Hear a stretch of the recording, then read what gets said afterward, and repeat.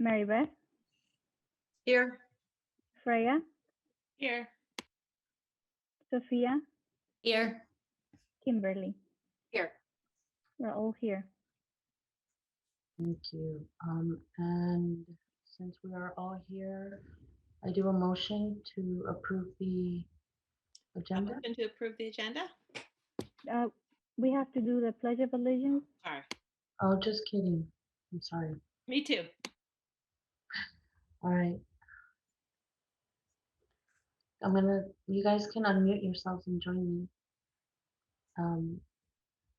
Ready? I pledge allegiance to the flag of the United States of America, and to the republic and to the republic for for which it stands, one nation, One nation, under God, under God, indivisible, indivisible, with liberty and justice for all. justice for all.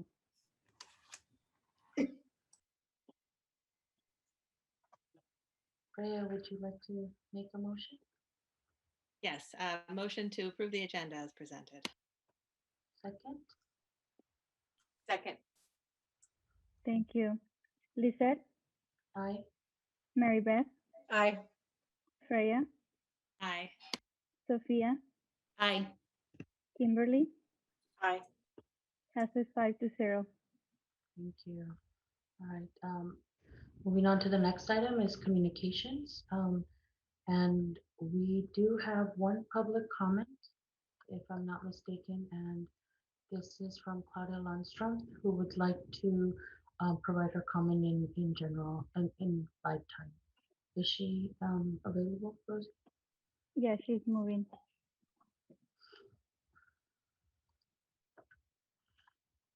Oh. Am I on? Yes. Okay. Good evening, everyone. I hope your summer's going well. I would just like to say that I am looking forward to a new school year of respect and collaboration. We have had, the past 2 years have been incredibly stressful, both with negotiations and with COVID, of course. And looking back, I see that our successes came when we were able to work together, respect each other, take each other seriously. That we saw some, especially at the high school, we saw a lot of success because the teachers and the administration were able to work together so well.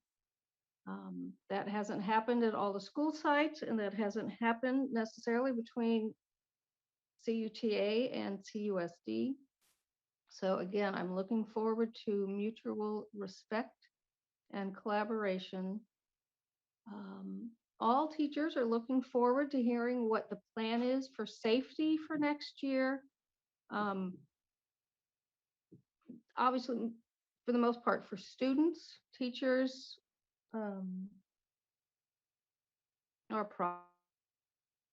probably vaccinated and probably feeling okay about it. That doesn't mean we don't need to have firm guidelines and expectations in place before school starts. Thank you for your time. Thank you, Ms. Lindstrom, and thank you for your comment and your time. And now we will move to employee organization reports. CUTA representative report, Rosie.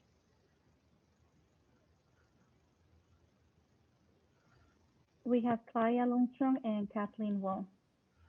Okay. Whenever you're ready, either Ms. Lundstrom or Ms. Wall. You're unmuted, Ms. Wall. We can't hear you. Thanks, Lizette. No problem. I need to switch to my comments.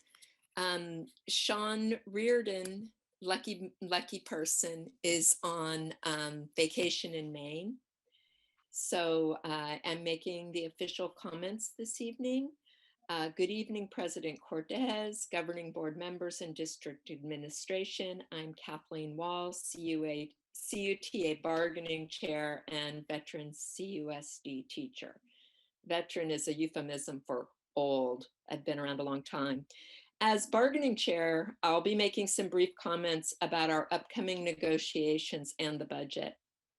First of all, CUTA is in receipt of your sunshine letter and look forward to meeting in early August to bargain. We hope that the bargain is straightforward and swift. As Claudia said earlier, we do not want a repeat of the last bargaining cycle. However, my heart sank when I studied the budget presentation for this evening because I found it to be very dramatic, almost like a summer blockbuster film with lots of exciting things. A year like no other, with lots of cliffs, a funding cliff, a fiscal cliff, an ADA cliff. The question is, will I need a parachute? Personally, I hate summer blockbusters, especially ones filled with doom and gloom. But seriously, the budget is not that dire. What I could take from it, and you will correct me if I'm wrong, it looks like the bottom line is that the district is recommending very high reserve balances based on the recommendation of think tanks and conservative inflationary fears. See Paul Krugman's New York Times opinion column on inflation this week. It's very interesting. I urge the governing board to not be frightened or misled by unlikely fearful outcomes. CTA calls this magical doom thinking. A few things I want to make comments about the budget. The 17% reserve recommendation is from the private for-profit Government Finance Office Association, and it is well above the state's recommended reserve. The Government Finance Office Association, or I think they call it the GFOA, is not a government agency. It is a think tank. Just because other school districts have higher reserves doesn't mean Cabrillo should. That's not a reason that we need to do it because other districts do it. The question is, what are these other districts? What size are they? Are they basic aid or not? And how many of them actually carry 22.5% reserves? Are these school districts Los Altos, Palo Alto, Hillsborough? How much do these districts pay their teachers? I would guess their salary schedules are not in the lower quadrant of pay in the county as Cabrillo's are. Also, rises in reserves are not emblematic of a slowdown.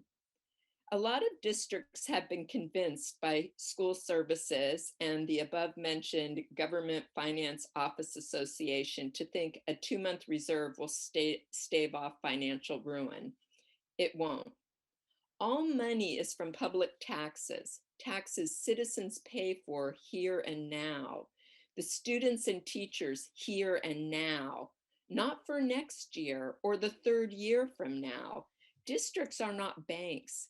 They get public money to spend on current students, hence all the money attached to average daily attendance or ADA. And both Claudia and I noticed at the bottom of the presentation, the variable of labor unrest. Yikes, really? Now, how does that happen? Labor unrest. Sitting on huge reserves will lead to labor unrest from all employee groups and anger from the community that funds the schools. This is the fact.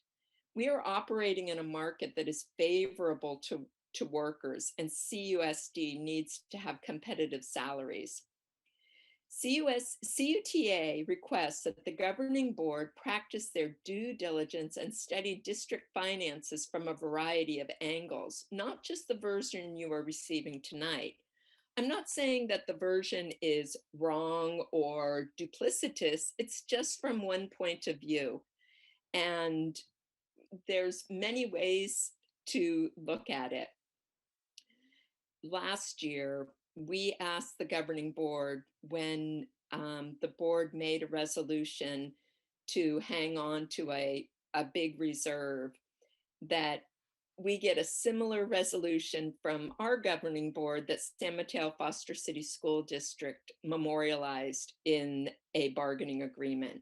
And that is the San Mateo Foster City School District, replace that with the Cabrillo Unified School District, affirms its commitment to the goal of bringing the association bargaining unit salaries up to the top 10% of non-basic aid districts in San Mateo County. We're no longer a non-basic aid district. So we just want to get where the non-basic aid districts are, and that you will work together, to find compensation agreements to move towards this goal. So thank you for listening to me. And I'm hoping that over the next few months, you might reach out to myself or Ms. Lundstruth. I'm happy to talk to any board members about our take on the budget. We have our own budget analysts as well. So thank you very much for your time. I hope you have a great summer, and thank you for all that you do. Thank you, Ms. Wall. Thank you for your time, and hope you also are having a great summer. Next is a CSEA representative. We don't have reports from CSEA tonight. Okay. All right. Well, thank you, Ms. Wall, and have a good evening, and as well, Ms. Lindstrom. And moving on, we're now going to do board member reports. Would any of you young ladies like to go first?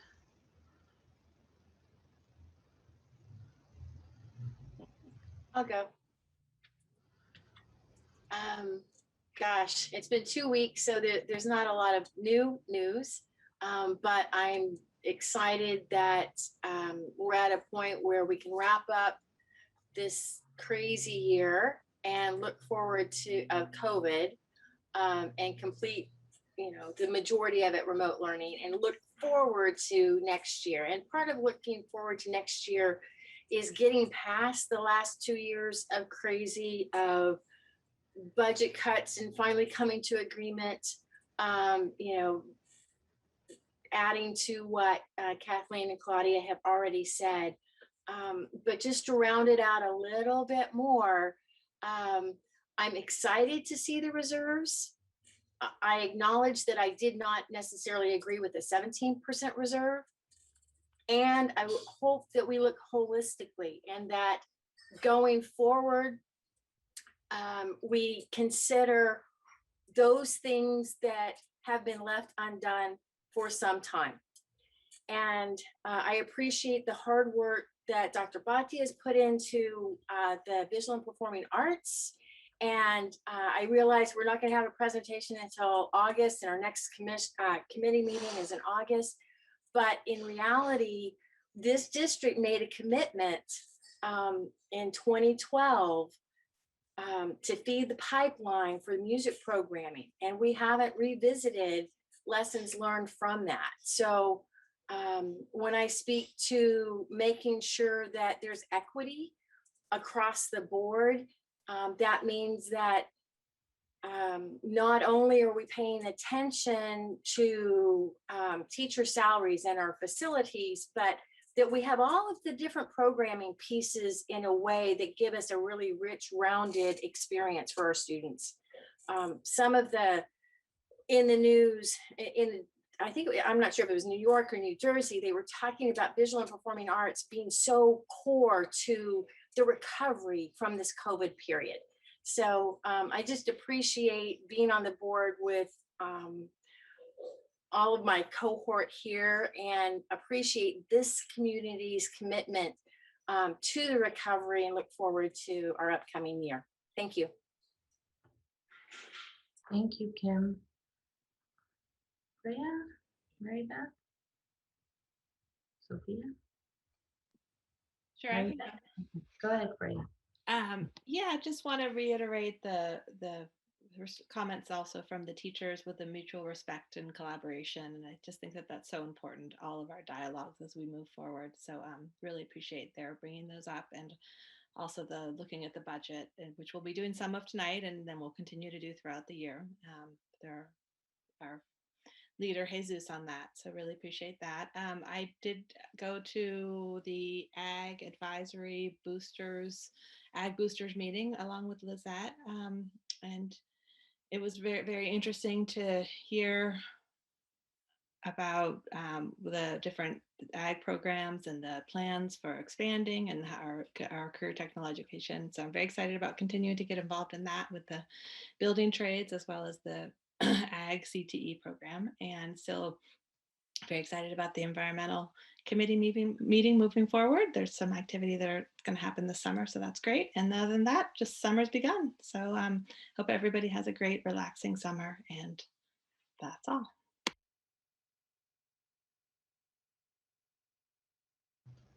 Mary Beth, Sophia, one of you?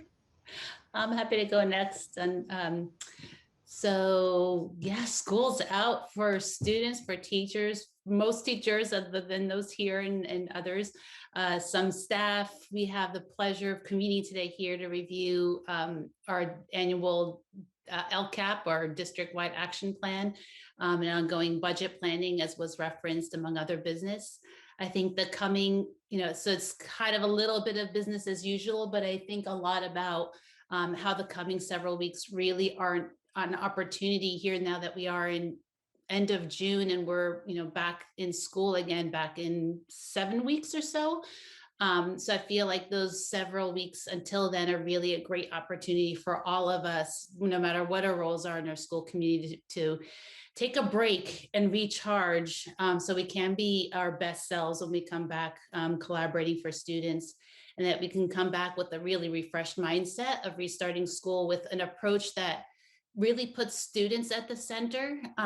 We talk a lot about us as adults, but I would love to see more conversations in this upcoming several weeks around how we're going to make that day one and those first few months in particular, as our students and our community is coming back on campus in earnest, more than our kind of dipping our toes in the spring, how we're going to do that in a way that really is restorative and really acknowledges the pain and the trauma and the challenges that we've experienced in different ways over the past a year and a half or so.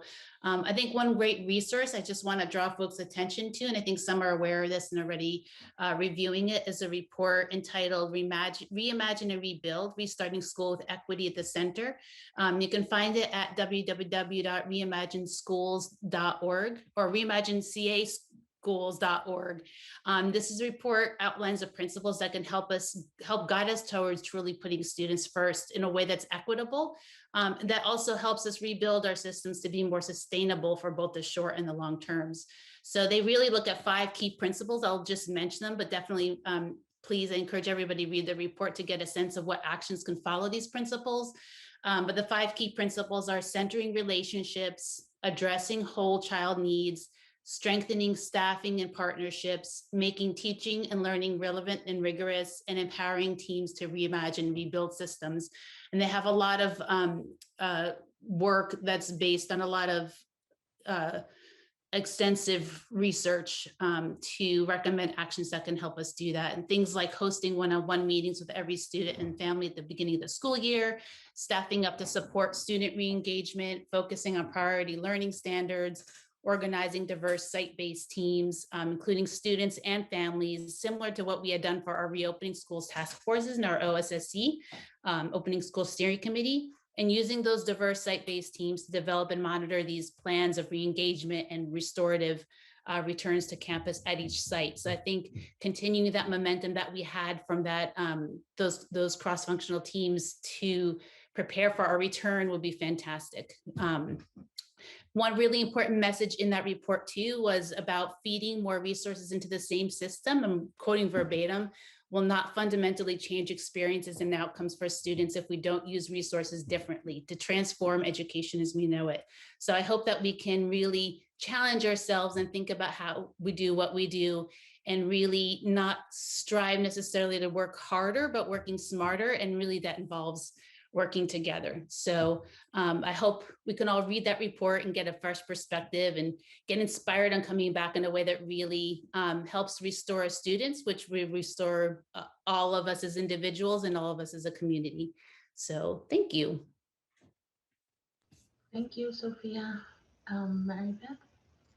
I'll be quick because I'm excited to get to the presentations.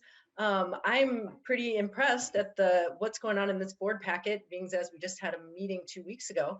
I'm amazed at all the work that's been done, and I'm very excited tonight to be able to hear from some of the people, Randy and Susan and Martha and everyone, Jesus, Leticia, everything they've been doing. So I know all of our employees have been working very hard, but I'm really excited tonight to hear what some of them are doing that we wouldn't necessarily be on our radar. So I'm looking forward to that. And that's all I've got because I'm excited to hear what we've got going on. So Thank you, Mary Beth. I'm going to start my communications in Spanish. Buenas noches a todos. Les quiero dar las gracias por tomar el tiempo y estar aquí presentes, o si van a escuchar esto después de la grabación, siempre se les invita cordialmente que vengan. Tenemos a Josefina Infanzón que está disponible para la traducción en vivo.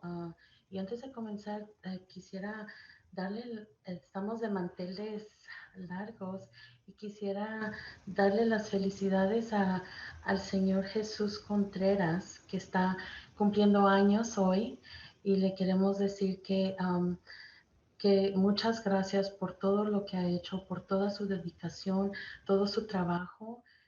Este señor no tiene hijos en el distrito, pero una cosa que nunca se me va a olvidar que me dijo fue que cuando él hizo todo ese trabajo, que fue muy difícil, muy largo, igual con Leticia, para regresar a nuestros niños a la escuela, y él fue y estuvo allí presente el primer día. Dice que él sintió como que se había muerto y se había ido al cielo cuando vio las caritas de todos esos niños ahí en las clases y allí presentes. Y eso para mí fue algo tan bonito porque yo soy mamá y yo tengo una niña allí, yo entiendo, pero él en realidad nada más así es, tiene un corazón muy grande y estamos muy afortunados de tenerlo con nosotros en el distrito. Y él quería tomar el día libre y yo le dije, no creo, no vas a poder, Jesús, tómalo un día antes, un día después, pero no hoy. Eso, muchas gracias, Jesús, por estar aquí y muchas felicidades de todo corazón. Que te guarde muchos años más y mucha salud y bendiciones. La otra cosa es quisiera darle a todos los papás que nos están escuchando un feliz Día del Padre. Ojalá que se le hayan pasado muy bien. Muchas felicidades.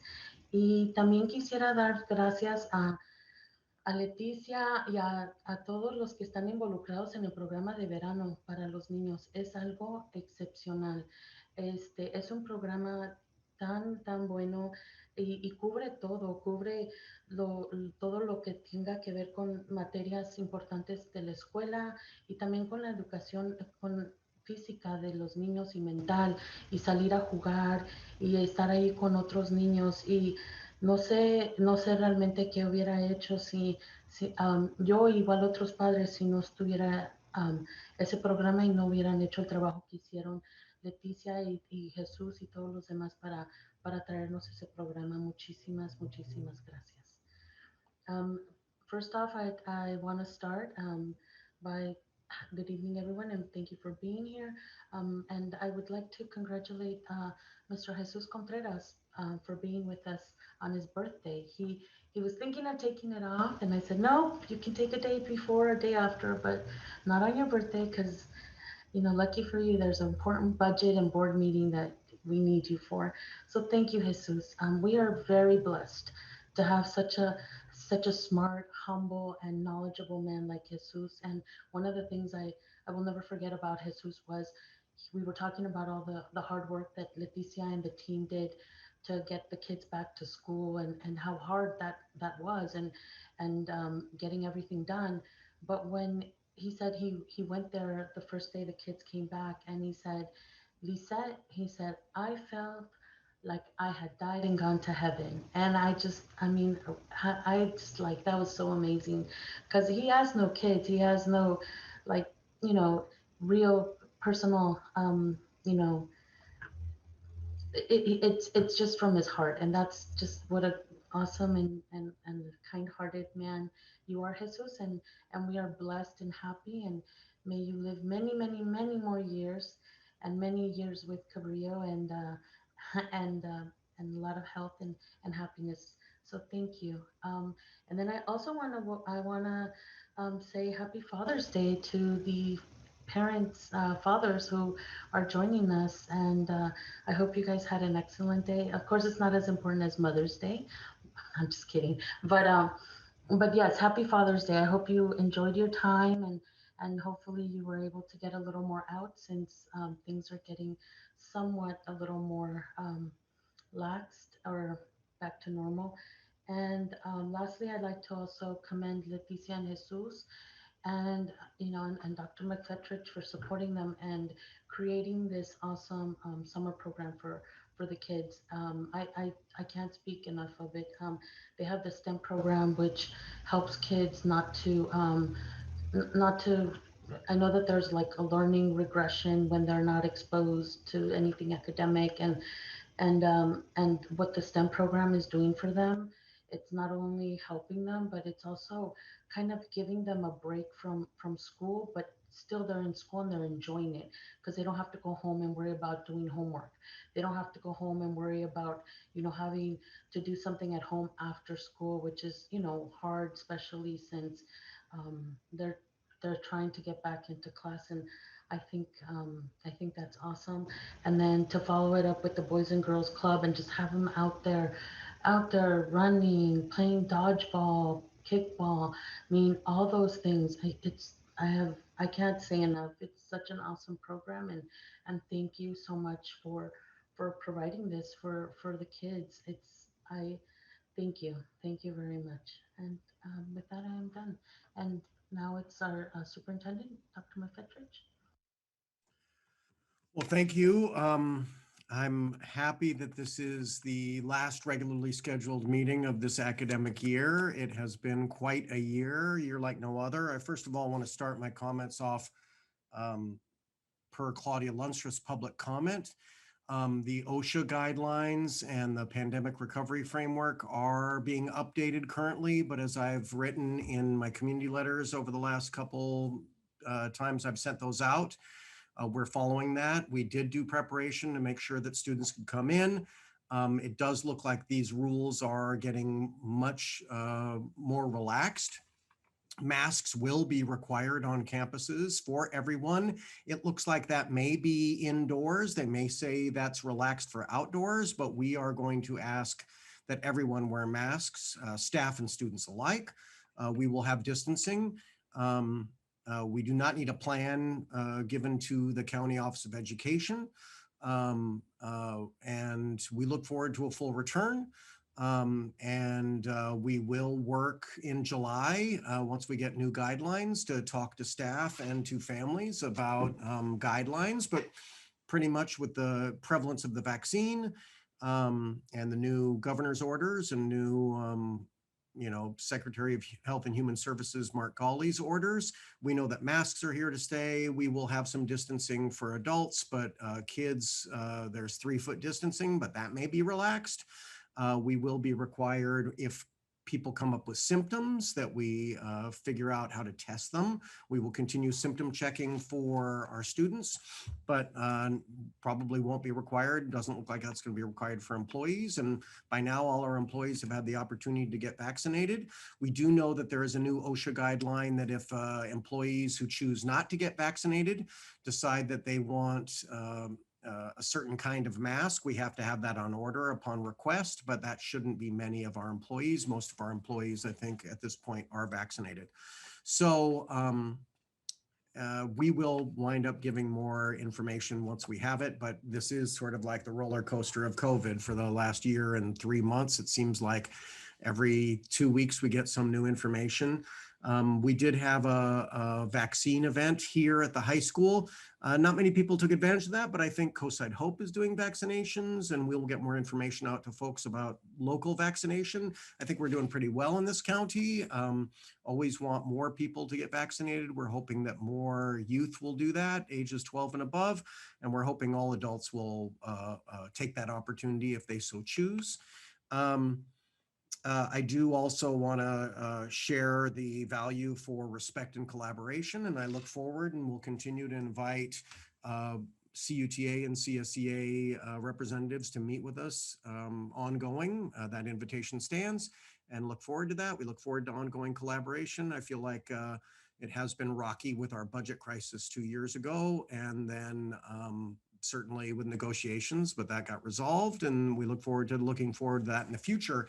I do want to say the budget is an interesting thing, right? It's not complete. You'll hear that tonight. It's still in suspense, if you will, if you want to take Kathleen Wall's idea of a summer blockbuster. This is still in suspense. The legislature and the governor are still sort of ironing that out. So we'll bring more updates on that in August. But as I've always said, now that we are a basic aid district, we really won't know about tax proceeds probably until later in the year. That's the reason why basic aid districts do have the reserves they have, is because there's volatility. So it is looking pretty confident, I think, and pretty positive that we will continue to get local tax proceeds, and that will help us. But of course, we can only make recommendations to the county office and to this board based on the information we have currently. So I would ask everybody to take a deep breath. I will continue to repeat this.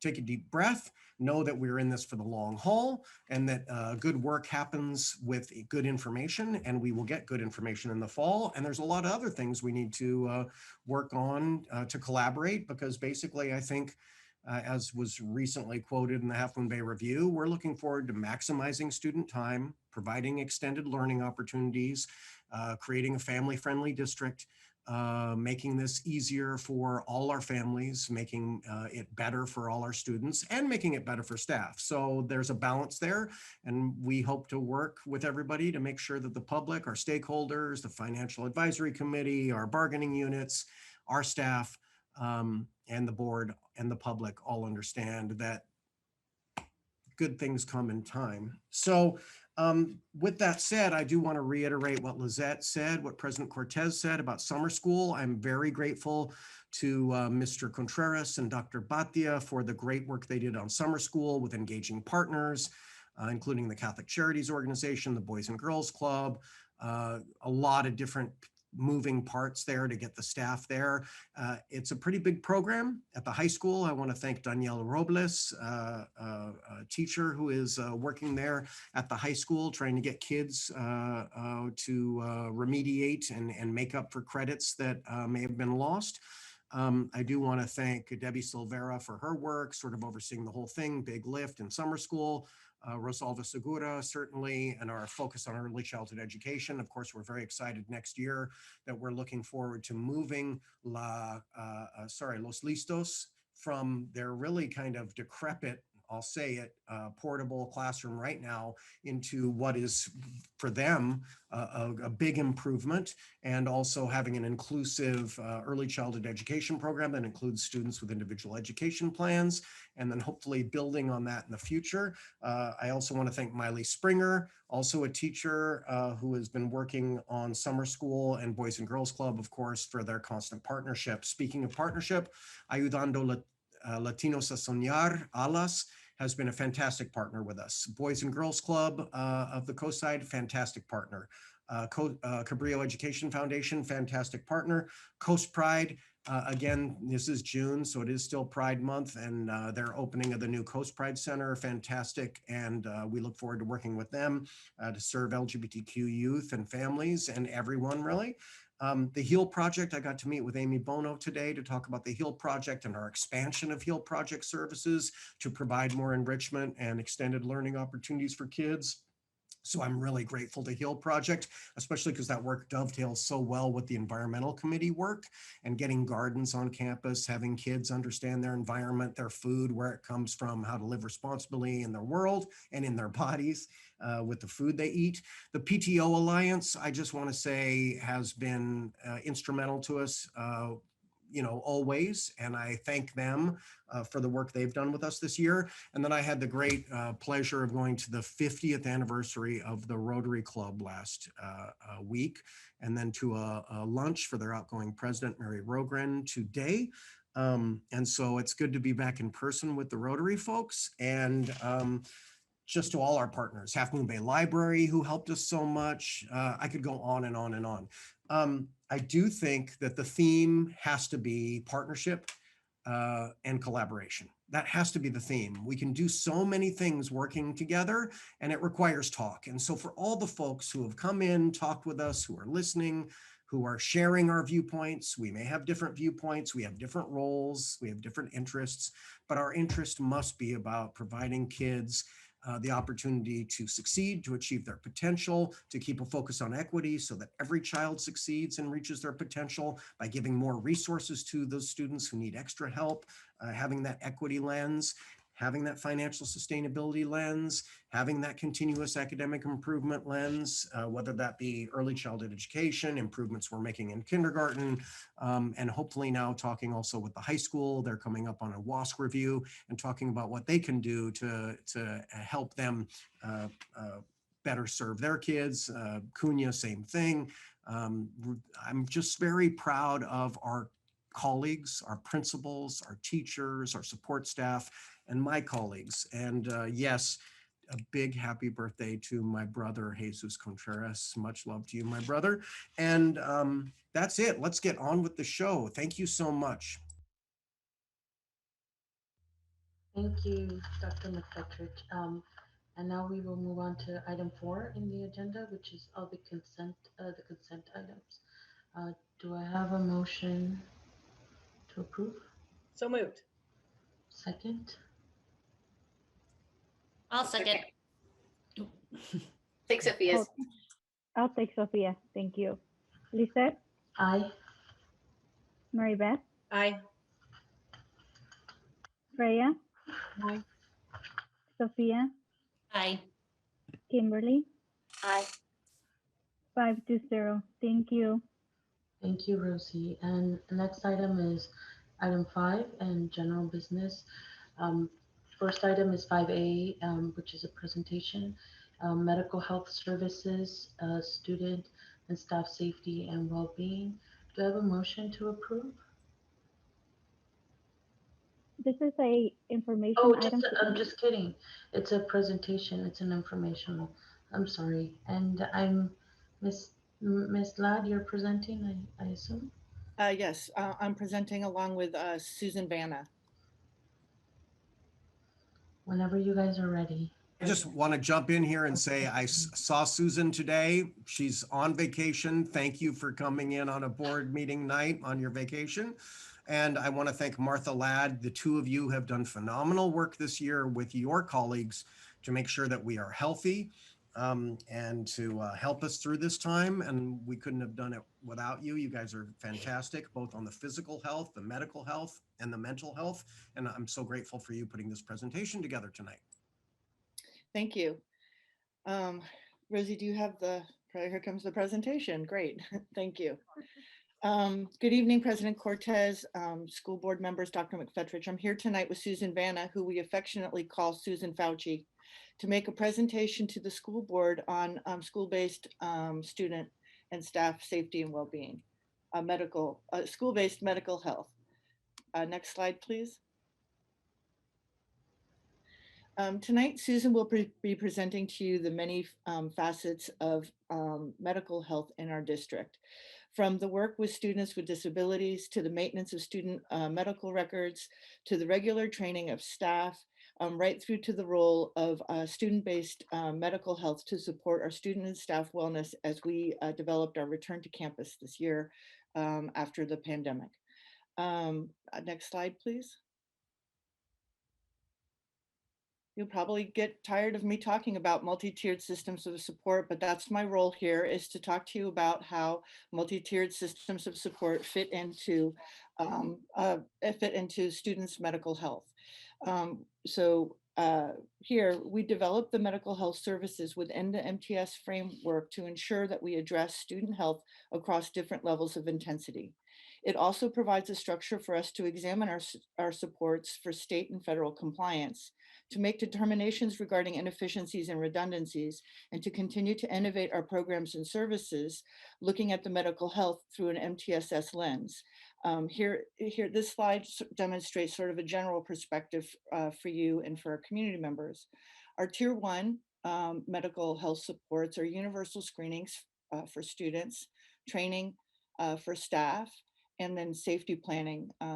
Medical health is a big part of our school site safety plans, and Susan will be talking about that a little bit later as well. Our second tier of support is site-based medical planning support for students or staff members with chronic yet stable conditions. So asthma, allergies, some types of ADHD, some types and intensities of ADHD, and those types of medical issues that we need to be aware of, but don't necessarily require daily attention. And then, of course, Tier 3 is the development and implementation of comprehensive school-based medical plan, which is generally seen in our individual education plans and our 504 plans. Next slide, please. I just want to introduce again Susan Vanna, who will be talking to you about the bulk of our medical health services for students and staff. Susan?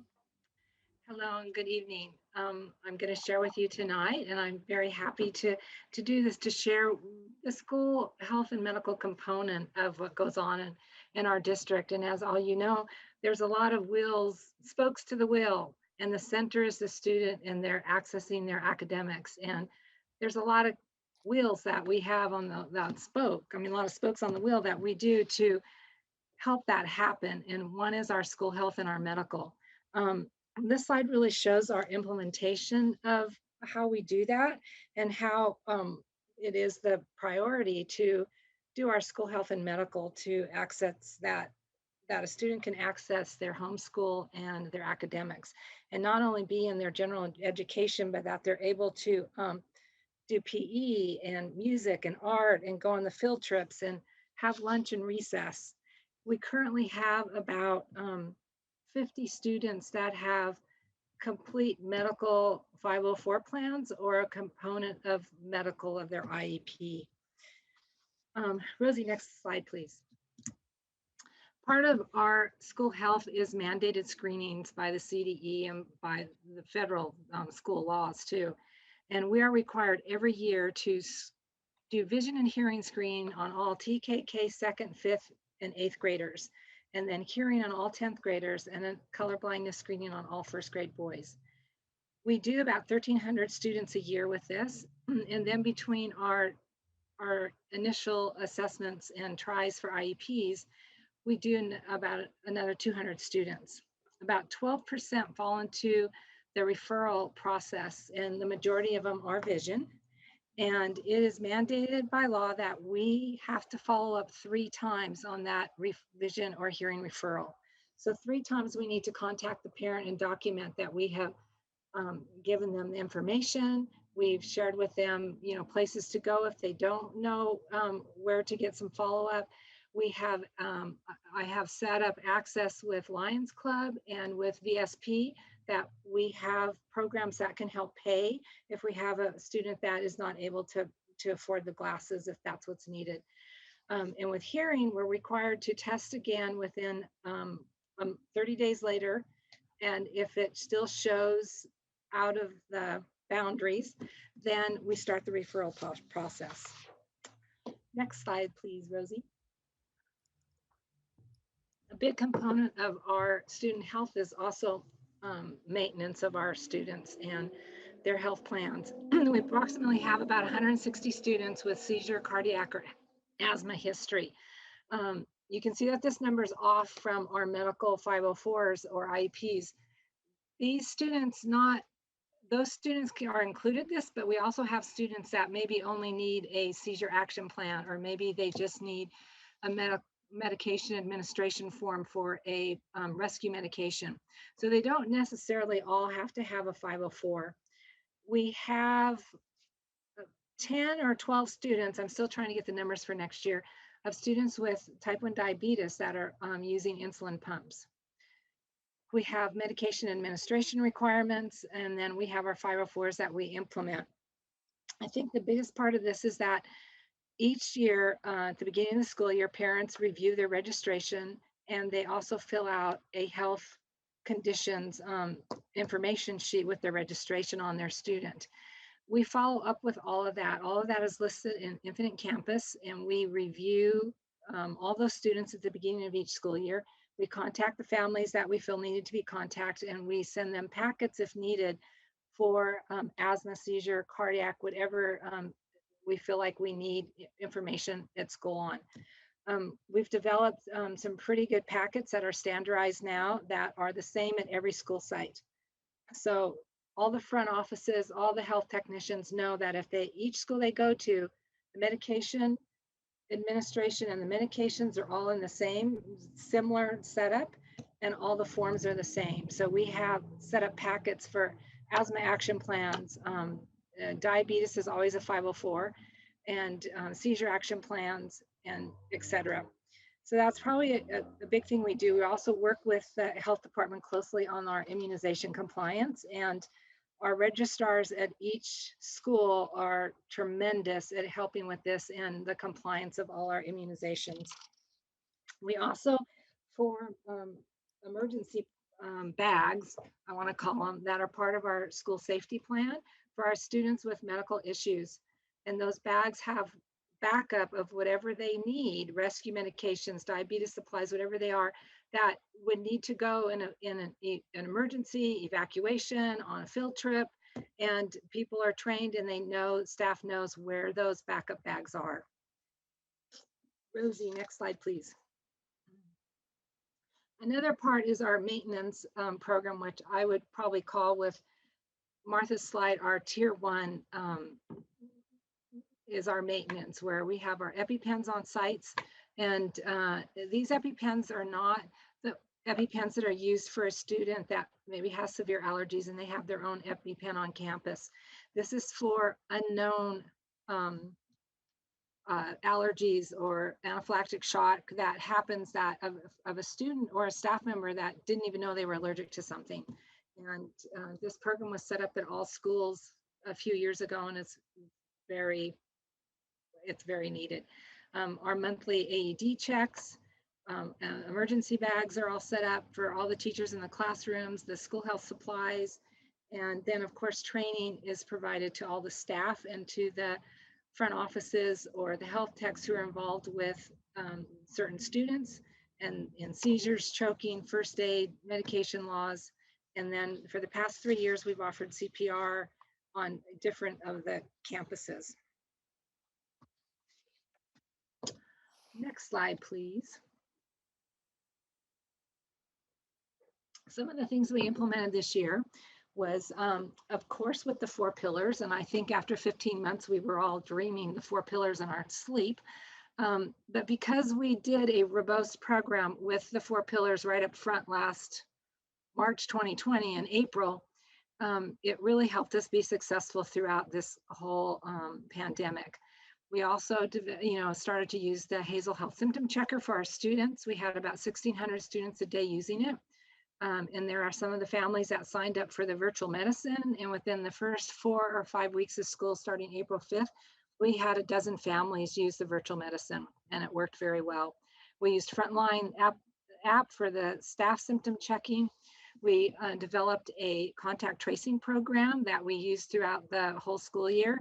And this was with the leadership, and then whatever contact tracers we deemed on each campus took the Johns Hopkins course in contact tracing. And we had a lot of success with that. Before we go on to the next slide, I'm just going to touch real quickly on Hazel Health Virtual Medicine, since I brought that up on this slide. And it's a program that, as you know, we've been looking at to start, and it got put on hold basically because of the pandemic. Hazel Health has been around for about 7+ years, and they have been in the schools. And so they've also done some studies in some really at-risk neighborhoods. And that's, of course, HIPAA and FERPA compliant. And it really helps all our students be able to access, I think, medical services without losing school time. And that's very important. The Hazel Health, it's called Hazel Health at School. And the staff is trained and they enroll the students, flyers and everything will go out to parents and they will be educated on this. There's a whole setup that goes into the health offices, and it is a system that's on demand video with a licensed pediatric provider. And Hazel coordinates with the families and local providers. During this school year, 98% of our parents consented to it and have already signed up. We had 1,735 students and 1,703 consented. We did have some decline. We did have some that just didn't answer either way. It's a multilingual system, and the results that they have showed so far is that it increases school attendance, which increases academics results. 90% return to the classroom. 2+ days of school are saved on an average, and 25% of chronic absent rate reduction. And the other thing that I really like about Hazel Health is that I think it helps the parents a lot. I've watched in the last 3 years that many times, most of our parents that are working work over the hill, and they have to leave work and they have to come over and have to pick up their student and either take them home or take them back over the hill where their healthcare provider is. And it really saves, their studies show it saves parents 3 to 5 hours of work time. So that to me is personally a big plus for our families. Next slide, Rosie, please. Our successes. Because we followed that lovely 4 pillars off the bat and developed our protocols around it, it really helped us be able to expand our in-person when we were ready to do that. And our first in-person results were when we started to set up the in-person assessment for initial IEPs, tries, and the English learner assessments. Los Litos preschool opened last September, and we had 2 special day classes open up last October. We did monthly staff testing and weekly student athlete testing. And we also did, as Dr. McFedrich mentioned, the vaccination clinic.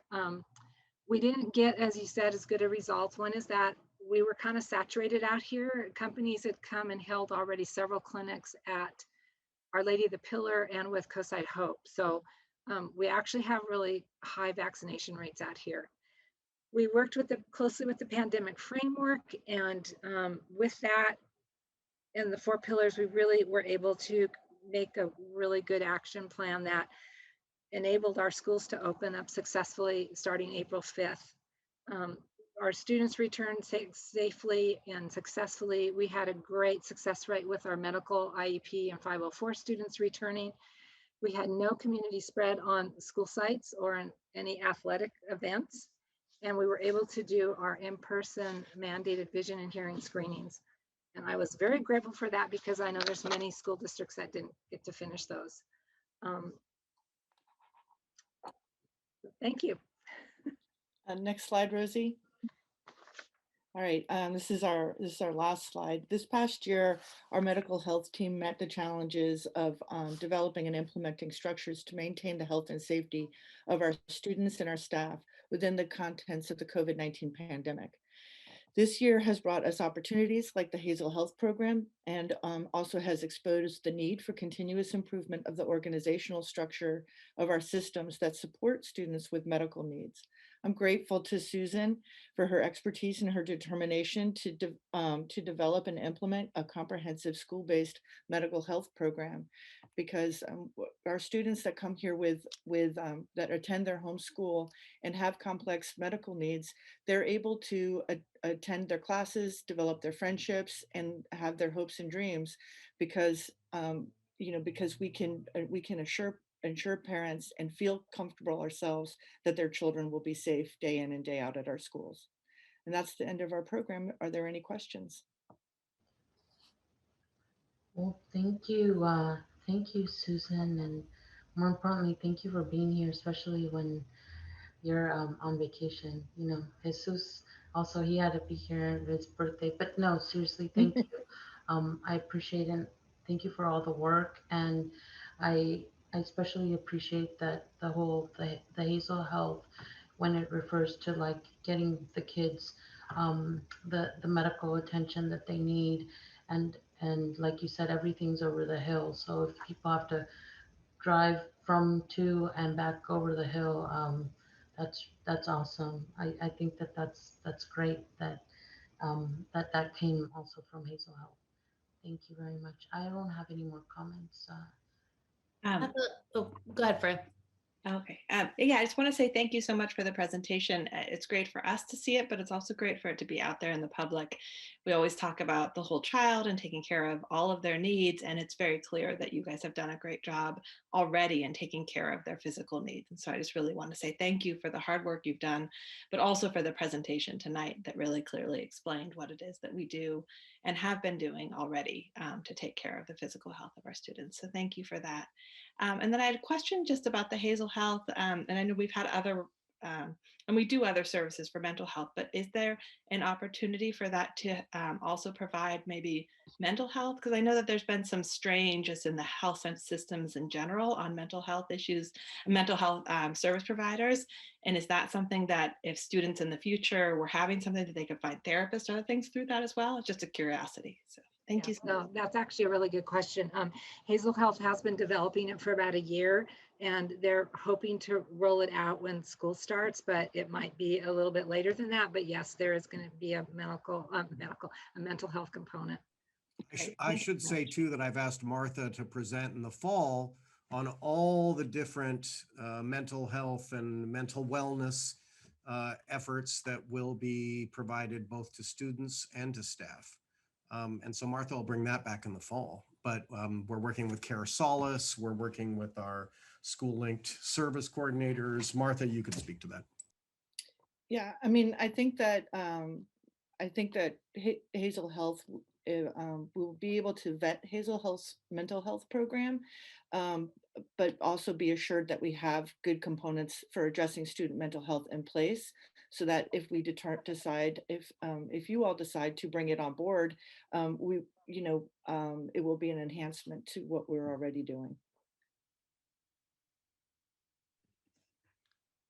Thank you. I just had a couple comments and a question. First, I wanted to say, Martha, I never get tired of hearing you talk about MTSS. Okay. I really actually appreciate it. So it's the core of how we aim to do pretty much everything that we do. So I think framing all of our work within that context of that model of tiering systems of, the whole and then the specialized needs on top as needed. I think that's an important way that we can think of our own work as individuals and align it across our different roles. So I want to say thank you for that. I like that everything that you touch has MTSS on it. I think it's a good example. Also to Susan, I'm just continue to be impressed by how much you've done, how much excellent work. It's a lot of what you've done is behind the scenes. So as Freya said, I'm so grateful that leadership has given you the opportunity and you've taken it. And I wish it wasn't on your vacation, but I'm glad that you're here and we're able to share with us how you've managed that complexity and how much you've had to collaborate with all those spokes in the wheel to establish systems and to really look at each individual student as an individual with differing needs. I think that also, I think you're really modeling, again, what it takes to be really a great educator and a great team member, and how we can be successful and continue to improve all that we do for our students moving forward. So I'm really, really grateful for that. Quick question, the virtual medicine piece for Hazel Health too. Like, if I'm understanding correctly, is it kind of like almost like a virtual school nurse, where if a student is feeling ill on site, they would kind of see a virtual pediatrician, or is it that like they would make appointments the way that, and their family would come at the same time? Like, I'm trying to imagine how it compares to like what I know, which is a child during school feels ill, goes to the office, and if they're with their family, they make an appointment with their pediatrician to go to the pediatrician's office and have that conversation. How does it work in that context? Good question. So it is licensed pediatric provider. So it's nurse practitioners, PAs, or pediatricians. And there will be a system in place in each health office that they furnish with a little iPad. It's got all the equipment you need. It's got O2 saturation. It's got a blood pressure cuff. It's got everything you need. And so whoever in the front office, or if there's a health tech in that office or a nurse, they contact Hazel Health on it, and they look up if the parents have sent consent that they can see this student, and then they go through a little medical visit on the iPad virtually, and the staff here does all the parameters or takes the whatever they would like, the blood pressure, the temperature, whatever, and they go through the whole medical visit basically. Oh, that's So cool. it eliminates, and then they contact Hazel Health, contacts and talks to the parent. Okay. And then they talk to us about what to further do. Great. Thank you. That's really helpful. It sounds really cool. Just it's a real bona fide, like, virtual medical encounter with a, a great person on the other end of it. So that's awesome. Thank you. It worked great with the virtual, with the home Hazel Health at Home during this school year. The families that used it, it was very nice because they didn't have to, if some of them had healthcare providers over the hill, they didn't have to go over the hill just to get a school clearance note that they could come back to school. Right. Because they've signed the HIPAA, and because I'm a licensed medical person, they could also send me the report and say, this student's cleared to go to school. Okay. Or we've told them they need to quarantine for 10 days and check with their own healthcare provider. And so there are two components then. It's the at school piece and the at home piece. And is that right? Yes. Okay. It will move more to at school since we're going to go back 100%. The at home piece was more developed because we were all remote. At home. That makes sense. That's really great. Thank you. But they can use it. So if their student's sick and they have a fever and they stayed home that morning and not come to school, they can choose to either call their healthcare provider and go there, or they can turn on and do the Hazel at Home. Well, I can see how that would be a lower barrier for some families, just in kind of the formality of scheduling an appointment with a, in-person provider. I think there's a lot to learn. They accept Medi-Cal. Yeah. So. Great. Thank you. I got a few questions. A few times you guys said about your team. So I'm curious who your team consists of. Well, there's Susan, and there's currently 5 health technicians, and they're more with one-on-one students. Oh, they're not like at a school site. No, the only one that's at a school site is the one at the high school. So we have a health person on full-time at the high school? We do, yes. Okay. Unlicensed health technician. Okay. And then at Cunha, we did have one that she sits in the health office, but she was truly there because of the high need of, there was a lot of students there. But in middle school, they don't necessarily need one-on-one health aid. So when they switch to the middle school, we tend to that, they get trained to come to the office. Oh, okay. And then are you worried at all with COVID? I know you did the in-person vision and hearing screenings, which you were, which is amazing that you could do it. Are you worried there weren't kids at school that might have gotten missed that need to be looked into going forward? That's a good question. We do track that. And we have the list of who was absent that day for those classrooms. And then typically if we're in session, I go back a couple more times and try to catch those students. What we did this time is we set up a day on the Wednesdays here at the SPED conference room and contacted those parents and scheduled for those students to come in. And that was independent study students as well? We did a lot of independent. We didn't do as many independent students. The law was very strange this year with COVID. It said, if you're in person, you need to do the best that you're able to do. If you're remote, it's not mandated this year. Okay. So what I did was most of our SPED and our IEPs were students that stayed remote. So all of those we did contact, and the majority of those came into the conference room here at the office, and we did their screenings. Okay. So some might have gotten missed then if they were independent study and not sped, right? Yes. Yeah. Yes. Yeah. Okay. Okay. Yeah, it's a tough year. So I think you did. It was a really tough year. doing I mean, what you I don't. could. Next year, I'm going to try to catch up some of them. It's the way it's mandated. You know you're going to get them every couple of years until they hit middle school. So I really try to catch them, but I know I'm going to get them in in 2 Right. years. But I really make sure in 5th grade we try to catch them all, because we're not doing it again till 8th grade. Okay. Okay. Okay. Sounds good. And then you talked about you did some training with staff and medical training and CPR training and things like that.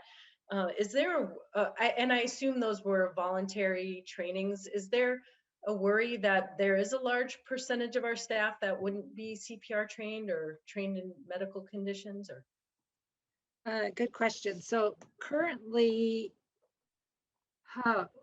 I set it up over the last 3 years that every other, your certification's good for 2 years.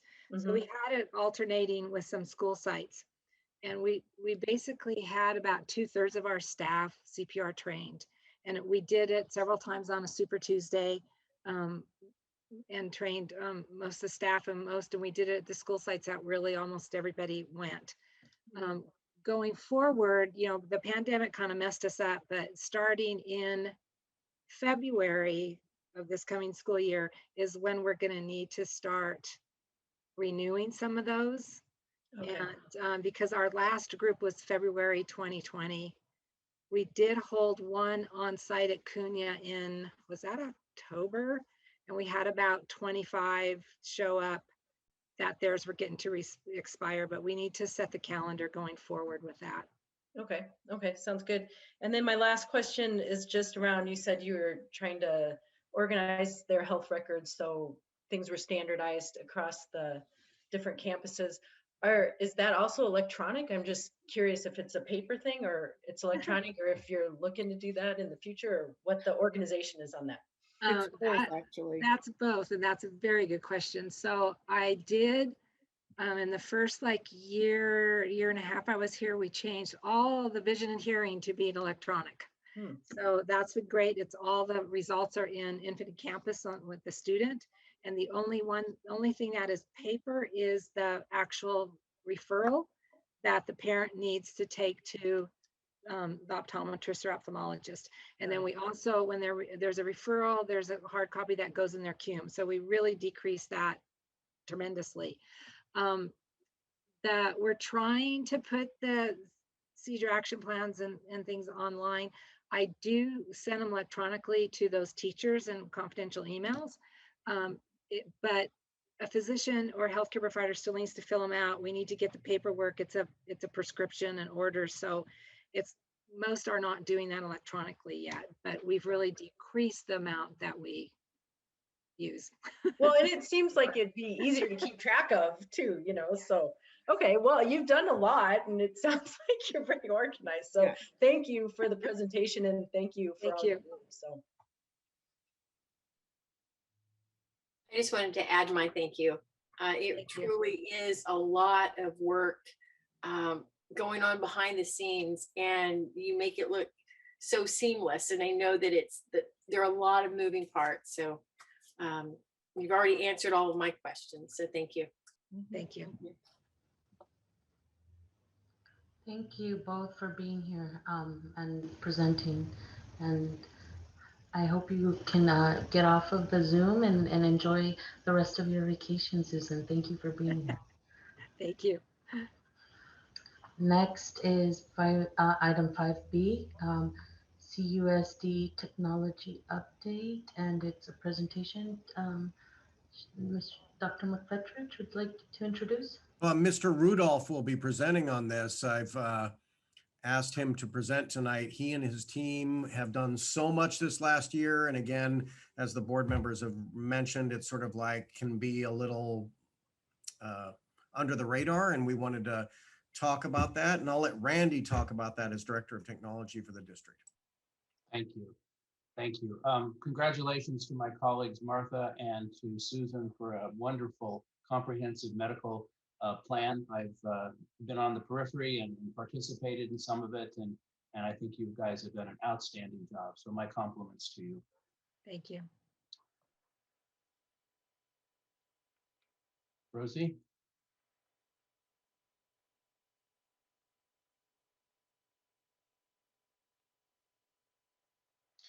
Next slide. Thank you. President Cortez, board members, Dr. McPetridge, this last year was a very busy time for technology, to say the least. From pivoting to in campus and then at home, remote and distance learning. It was very challenging for students, for teachers, for staff, and it couldn't have been done without the staff that I have, and I'm very proud of the IT staff that I have. They work very hard. They work tireless evenings and weekends to help make the transition palatable and enjoyable, and also be responsive as much as we could to all of the staff needs. Next slide. What we did is we wanted to make sure as we started, not only during the pandemic, but there was a tremendous amount of uplift that needed to be done to rectify the technology that we have at the district. It was several years behind. A lot of upgrades needed to happen, and I'm very fortunate that the board was able to allow us to put in the technology that we need so we could make sure that everyone got what they needed. We also had to do that in a very secure manner, and I'll get into that in a moment. We issued Chromebooks to every student to take home, which we had not done before. They were using them at school, and we decided that it would be best for them to take them home and continue them through their time with us. The new Chromebooks are good for 5 years, and we're very excited that we've been able to get a new fleet and roll those out to every student that they can take home with them. We issued new laptops for the teachers. Teachers were tethered to their old PCs, which were 7 to 8 years old in their classrooms. We were able to give them state-of-the-art laptops that they can take home, they can do their lessons, and we hope that that's been very helpful to them. We've had some favorable responses from the teachers in being able to use that. We upgraded and we expanded the wireless throughout the district. We implemented a guest Wi-Fi network for guests and for the schools. One important thing, we worked with the principals at the high school and at Cunha to be able to provide wireless outside access for students that were on their break, or students they were going to have classes outside. So we're definitely prepared for that. We were instructed by the county and by the county grand jury that we needed to shore up, along with all other county municipalities and districts, our security. The security was lax throughout the county, and we adhered to a security posture assessment that was performed by the County Office of Education, and those are the marching orders that I've been working on shoring up the security. We implemented a tremendous amount of new security, which we did not have before. We had to prevent personal devices on the network. Unfortunately, it was not a popular decision, but it was one that helps us ensure that the integrity of the data that we're entrusted to does not get into the wrong hands. We also installed virus, malware, and ransomware on all devices, so we're able to manage that from one single platform. Next, please. We, again, security was the theme, and we made sure that we could implement that in a very robust fashion. We had a very poor internet connection in the county, in the district, and we felt that it was really inhibiting the ability for staff and students to get their work done. So we changed internet providers, we tripled the speed, and we added a backup internet so we can make sure we have that connectivity when it's needed. You approved a security cameras at all campuses for protection of the district's assets. And we're very proud that we now do have those, and we have used those to catch a number of vandalism and perpetrators that have tried to damage or deface our property. And as we continue to work with our insurance carriers, this is something that most schools have, and we're very proud that we have that ability to be able to protect our assets. We have a virtual receptionist, as you know, at each campus, where people can check in and make sure that they get a badge. We've integrated those. One other thing that was important is we had copiers that were very old and outdated. We replaced those with new, highly efficient black and white and color copiers. And we have implemented faxing and scanning from each copier. So now the user can go up to the copier, put in their code, their private code at any place, any location, and be able to print. And we've had a secure print facility, but also been able to manage our copying cost and our paper consumption, which has been reduced tremendously. Next. We had a phone system that was outdated and it was very old. It's older than most of us. And it was prone to not having parts. We could not even buy the parts on eBay. So I was fortunate to be able to go out, and there was a delay with the first phone vendor. We replaced them with a new phone vendor, Ring Central, which is a voice over IP phone system. It now enables us to give much better coverage and much better capabilities. One of them was we put phones in the classroom instead of intercoms. From a personal safety standpoint, first responder standpoint, the phones now in each classroom, 911 will know exactly where the call is coming from, rather than the delay of the teacher in the classroom calling the office. Hopefully someone's in the office and then making the call. Now all teachers have voicemail. They all have inbound and outbound faxing, one-on-one messaging. They also can use the platform either on their personal device or on their computer. And most importantly, Ring Central Meetings, which is based upon Zoom, will be replacing Zoom in the fall. And that will give us a tremendous amount of savings. We're piloting radio phones for MOT. The MOT group is always out and about, and they needed a consistent way to be able to know where people were, communicate with groups of whether it was groundskeepers or custodians or technicians. And we were able to pilot this. It just started about 2 weeks ago. And so far the group has been very very responsive to it. We do have a dispatcher in MOT, and they're able to communicate and know exactly where the staff is and be able to better facilitate taking care of the functions. Also, if there's an issue with a water main break or electro, whatever it happens to be, they can take a picture, immediately send it into the office, and they can go ahead and call for service. Next, please.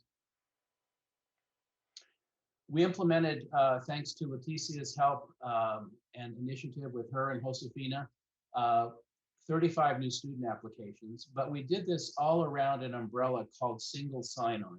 So when the student goes to Clever, they'll be able to see a plethora of applications that they have been given, and they just simply click on that and it passes the user ID on, and they don't have to sign on again. So it saves time, it saves intervention for the teachers, and that's been very well received on all campuses.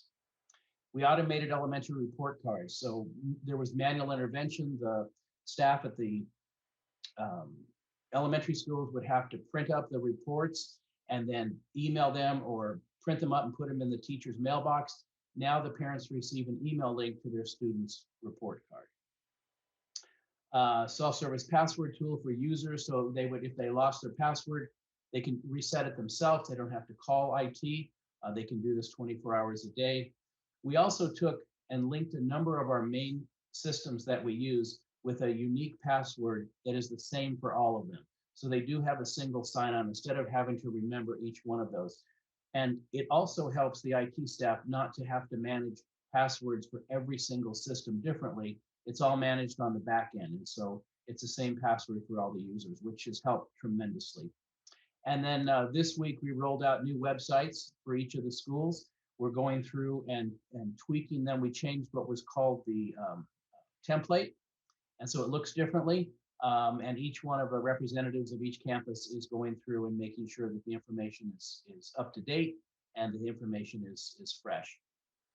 Next. We visited every classroom. It had not been done in several years, I understand, to upgrade the classroom technology. We met with each teacher when they returned to campus this year on how to use the technology in their classroom. We added webcams to every classroom, every teacher that desired one, voice amplifiers in the classrooms. We also facilitated a cell phone app for the teachers to use. We helped with Frontline and also helped Susan roll out Hazel Health for student system checking. Next. One important thing we did with our philanthropic partners is we partnered with Genentech. This was a huge endeavor. They were able to park a large Genentech Wi-Fi enabled bus at the high school. It was connected to our network. It also had its own network. And so any student could drive up and have access to free internet automatically because their district issued Chromebooks would automatically connect. So they could sit at some picnic tables or they could drive up in their cars and be able to have that Wi-Fi that they needed that they might not have at home. Again, trying to bridge the digital divide. We're very excited and very appreciative with our relationship and continued partnership with Genentech. Next. Continuing on with working within the community, I worked with San Mateo County's Public Internet Initiative. They were rolling out public internet to libraries and schools, and we were very fortunate that we got them to commit dollars to light up the entire Moon Ridge complex for Wi-Fi and expand the Wi-Fi coverage at Pillar Ridge. Next. At Moon Ridge, which I'm sure you see, this is an overview picture. There are 6 distinct sites set up. It's free internet access to everyone's home on campus. I worked with Mid-Peninsula Housing. They also gave away, I believe, 100 or 200 Chromebooks to residents. So it was a great partnership during the summer. We're very excited that they were able to provide ubiquitous coverage through the entire Moon Ridge, which traditionally had been very difficult because of its location to receive wireless signals. Next. So they also published in Spanish and in English how to log on. These flyers were sent to everyone in both communities so they knew how to get on. And so we have a partnership with San Mateo County Public Wi-Fi Initiative to be able to provide this to the residents. They're welcome to call our help desk or call San Mateo County if they have an issue. But we've been very, very pleased with our partnership with the county. Next. Lastly, I applied for and we received an award of Internet Hotspots for Students, Most in Need from T-Mobile.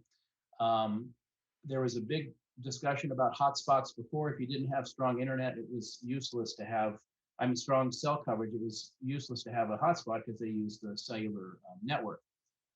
T-Mobile gave us a grant of internet hotspots for students that are most in need. And these are renewable every year. And we're putting together a plan that those who are in our food service program that receive public aid will be eligible to have one of these. There's no charge to the families. And we're excited that T-Mobile chose us to be able to provide that to our students and their families. Next, I believe that, and the most important part is that what we've been able to do is by replacing AT&T with Ring Central, moving away from the traditional old phone company technology, we're going to save $143,000 annually over our previous carrier. Replacing the copiers with high-speed copiers, just the copier lease alone will save almost $28,000. It doesn't include the amount of money we're going to be saving on our paper and copying costs We'll be able to capture that over the next 6 months, and we'll be able to come back and let you know with a report how much we've been able to save. We eliminated personal printers in the classrooms. While not a popular decision, the district or the teacher or the PTOs were paying for the highly expensive consumables for these printers. So we put in high-speed copiers. So each school not only has a high-speed black and white copier, they also have a color copier. And so we feel this will be a good way to be able to eliminate those additional expenses. We eliminated the county internet connection. We're no longer using the county Office of Education for internet, and that's saving us almost $36,000 a year. I did some research. We had a dispute on AT&T, which is unusual that they'll actually give you money back, and we were able to amass about $1,100.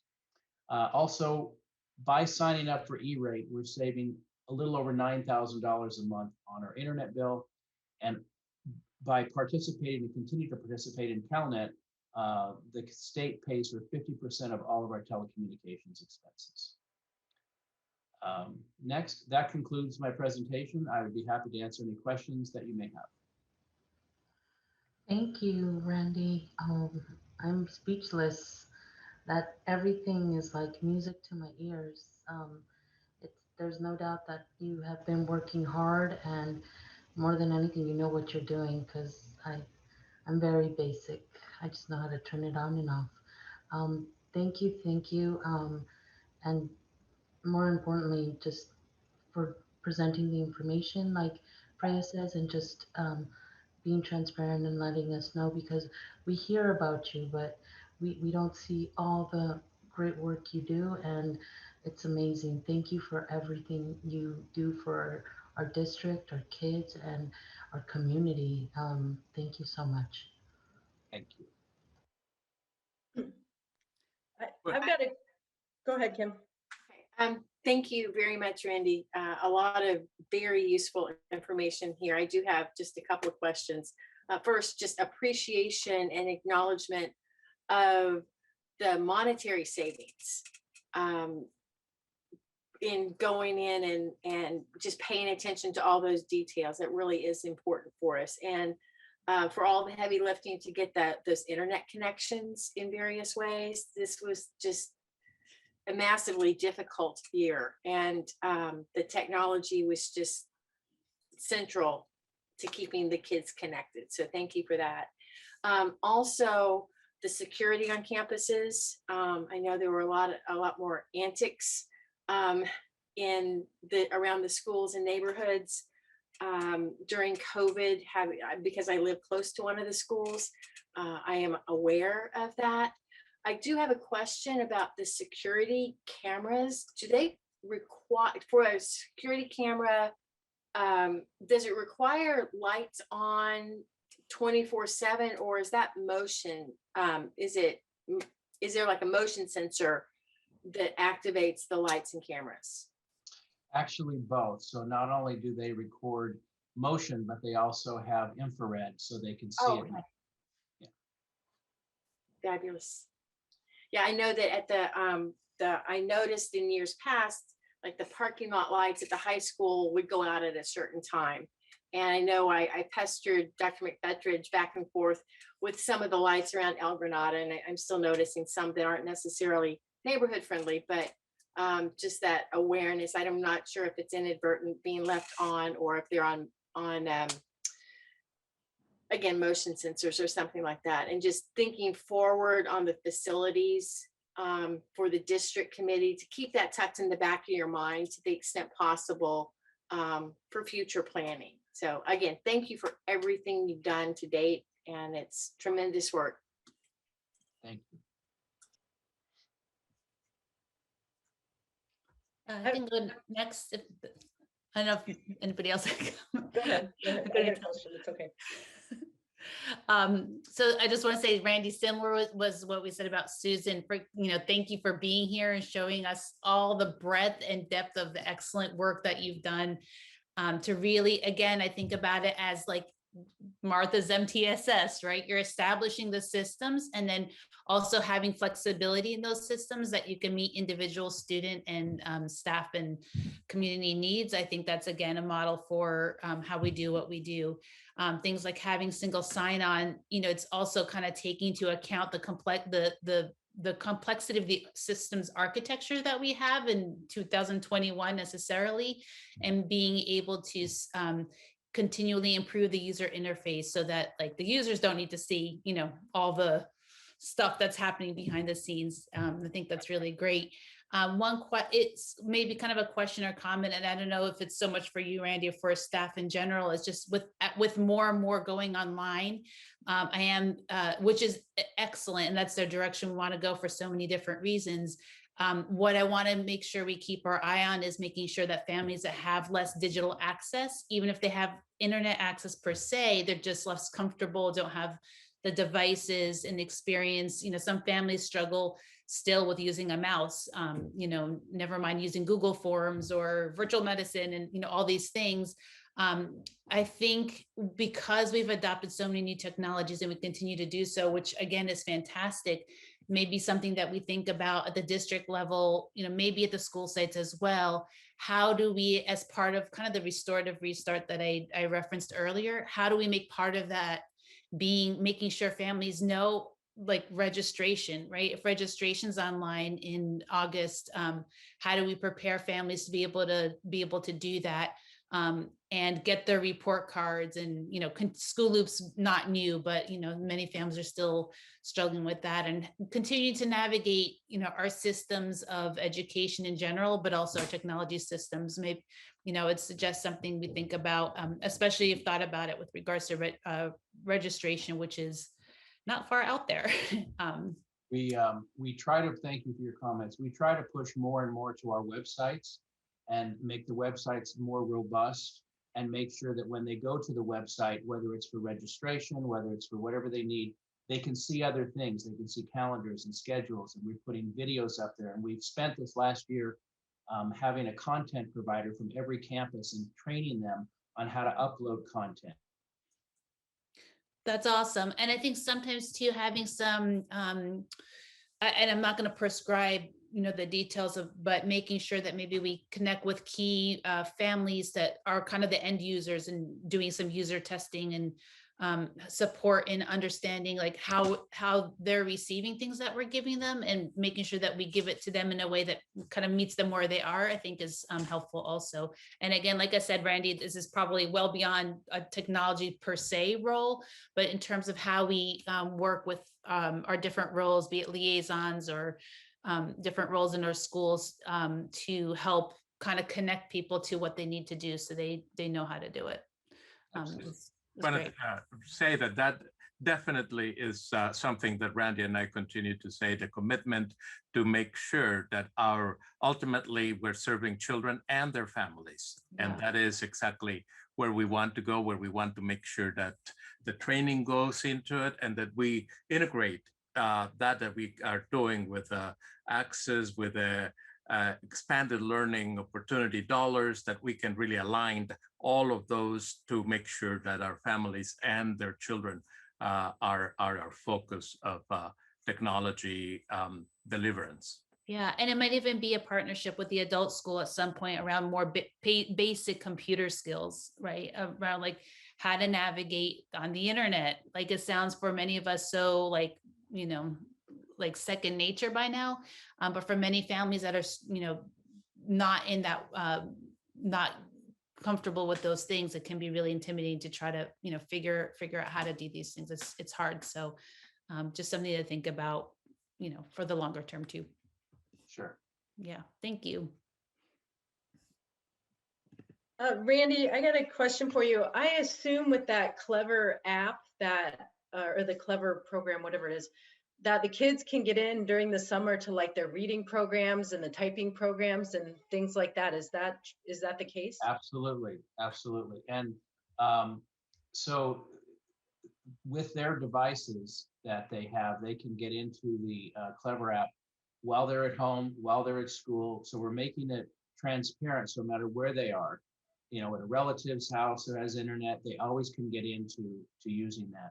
And if the teacher has prescribed some curriculum, they can go well beyond that. So Clever has, it doesn't cost the district anything for using Clever. The manufacturers, the software manufacturers pay Clever to be able to be on their platform. And we're very fortunate that most all of the software that we use is on Clever. And the kids have really, really taken to it. It's very, very easy. And I listen to mostly the elementary school, and we mostly have it, I believe, Leticia, just at the elementary school, correct? Right? Yeah. Yes, that's correct. And I think that's awesome. And you have reminded me that we have that, because I'm thinking I got one kid that can type and one kid that can't. And I need to get her on that Clever app, this summer. So I wonder, I mean, the kids know it's there. Do you think, and this is more of a staff question as well, is it worth it to get it out there to the parents, maybe, that this is available? Because maybe kids enjoy reading over the summer and they forget, and the parents can say, oh, I'll be done in 20 minutes. Go read a book, on your thing or something. I don't know. Well, right, Randy, they can access, so you can access so the 35 programs, and I think, and Randy, I have to double check with the middle school may have access. I know that the high school doesn't use Clever, but students and families could get access to Lexia through the Lexia app or through the Clever. So you have two options.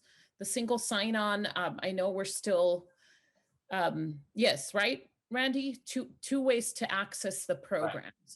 Well, and I think my point is, like, the kids know it's there, but is it worth us letting the parents know somehow? Like, I'll be like, yeah, you need to learn how to type without we this. Expanded our use of School Messenger, where we can now use voice messaging. We found that some of the parents didn't know where the calls were coming from. So when they called that 800 number back, it would automatically play the message that we had just sent out. Plus, we can also email them to remind them to use that. But I would defer to Dr. Bhatia on that. I think that's a great idea. Yeah, I mean, we can, Randy, you and I can work together. I think that's a great idea, Mary Beth. I mean, not that you have to do it, but I just think it impacts. It impacts me, and I forgot about it. So yeah, I think we did it at the beginning of the year, but it's a good, like, maybe we can send out another reminder to say, FYI, you have all these programs available to you and you can access them method A and B. So Randy, you and I can work together on that with Jesus. And just thank you for everything. It is a lot that you've done. So it's amazing. So thanks for the presentation. Thank you. Seeing that there's no more comments, thank you so much for your time. Did someone want to say something? No?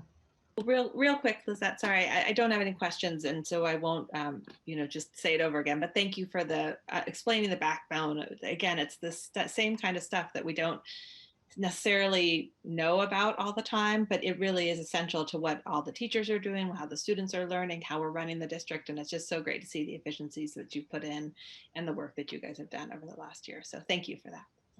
Thank you. I want to thank Randy publicly, because I know that this year we have said more, better, faster, less expensive. So Randy, thank you for surpassing our expectations. I will tell you that when Randy joined the district, we looked at what his predecessor had sort of named as goals, and the phones, the copiers, the cameras, working with the school sites on our school site committees with Mr. Jesus Contreras to get cameras, changing that policy. He was instrumental to our work in the back end of that to make that happen. And I look forward to the next year and all the different things that we will say: more, better, faster, less expensive. I will also say that this was ready a month ago, this presentation, and I told Randy, wait, tell us the savings, because I think that is really a lot of work. And I think it's important for our staff and the public to know that we're trying to do this with efficiency and to do it smart and to create all these great things, just even replacing the phones. And I know that he was working with Kings Mountain and working at Fair Lawn View to provide cell boosters when they had cell coverage issues. So Randy, thank you. You've exceeded my expectations. My pleasure. Thank you, Sean.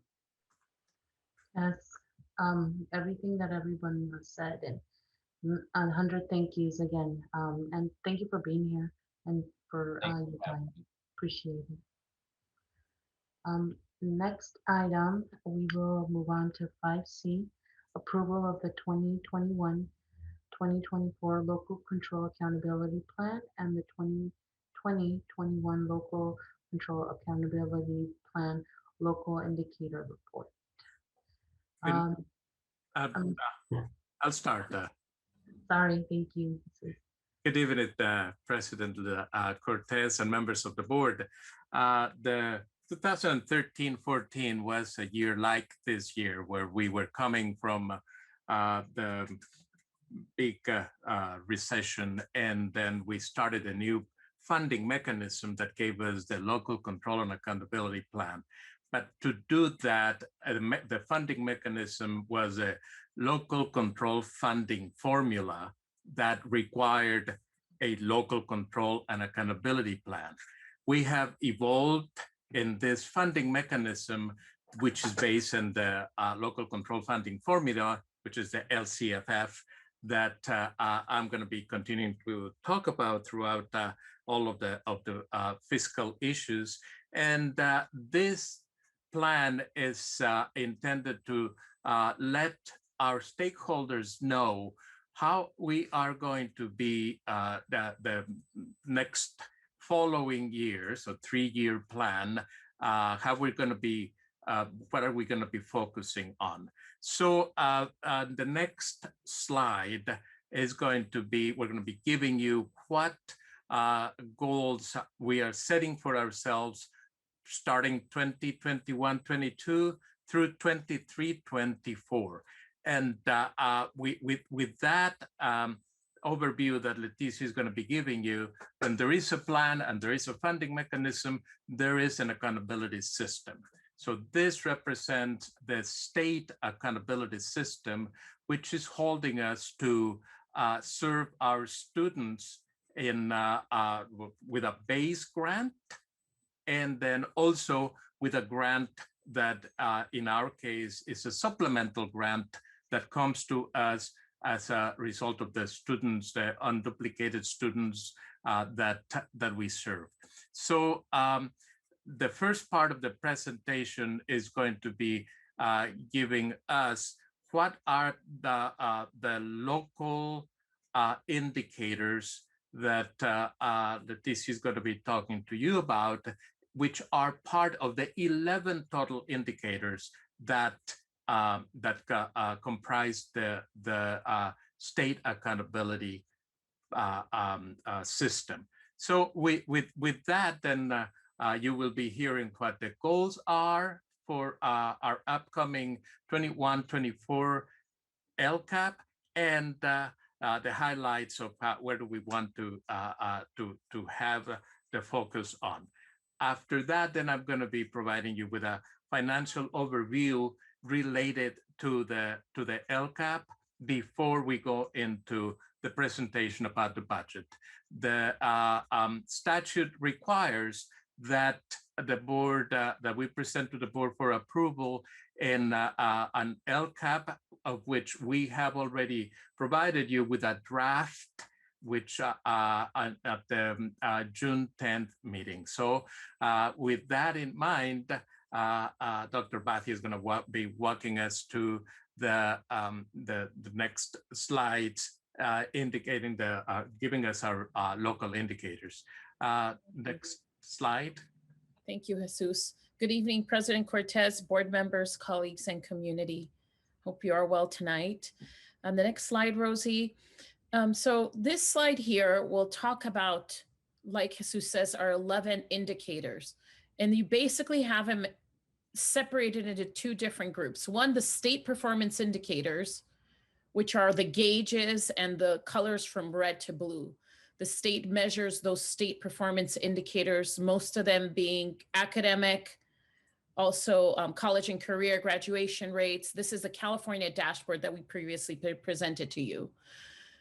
Tonight's presentation is a presentation on our local performance indicators, which are basically measured by objective met, objective not met, or objective not met for 2 or more years, keeping in mind that although we may we use a state recommended self-rating scale, and the objective meant basically means that we self-rated, even though we rated low, the completion of that self-rating tool means that we met the objective.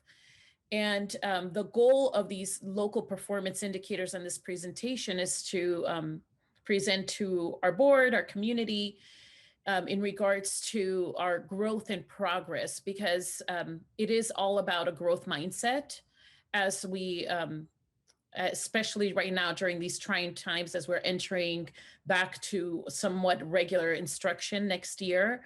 And so tonight we are going to present. So also I wanted to mention that we have previously presented this local indicator measurement presentation in the fall with the shifts on the LCAP. Remember, there was a year in 1920 where we paused the LCAP.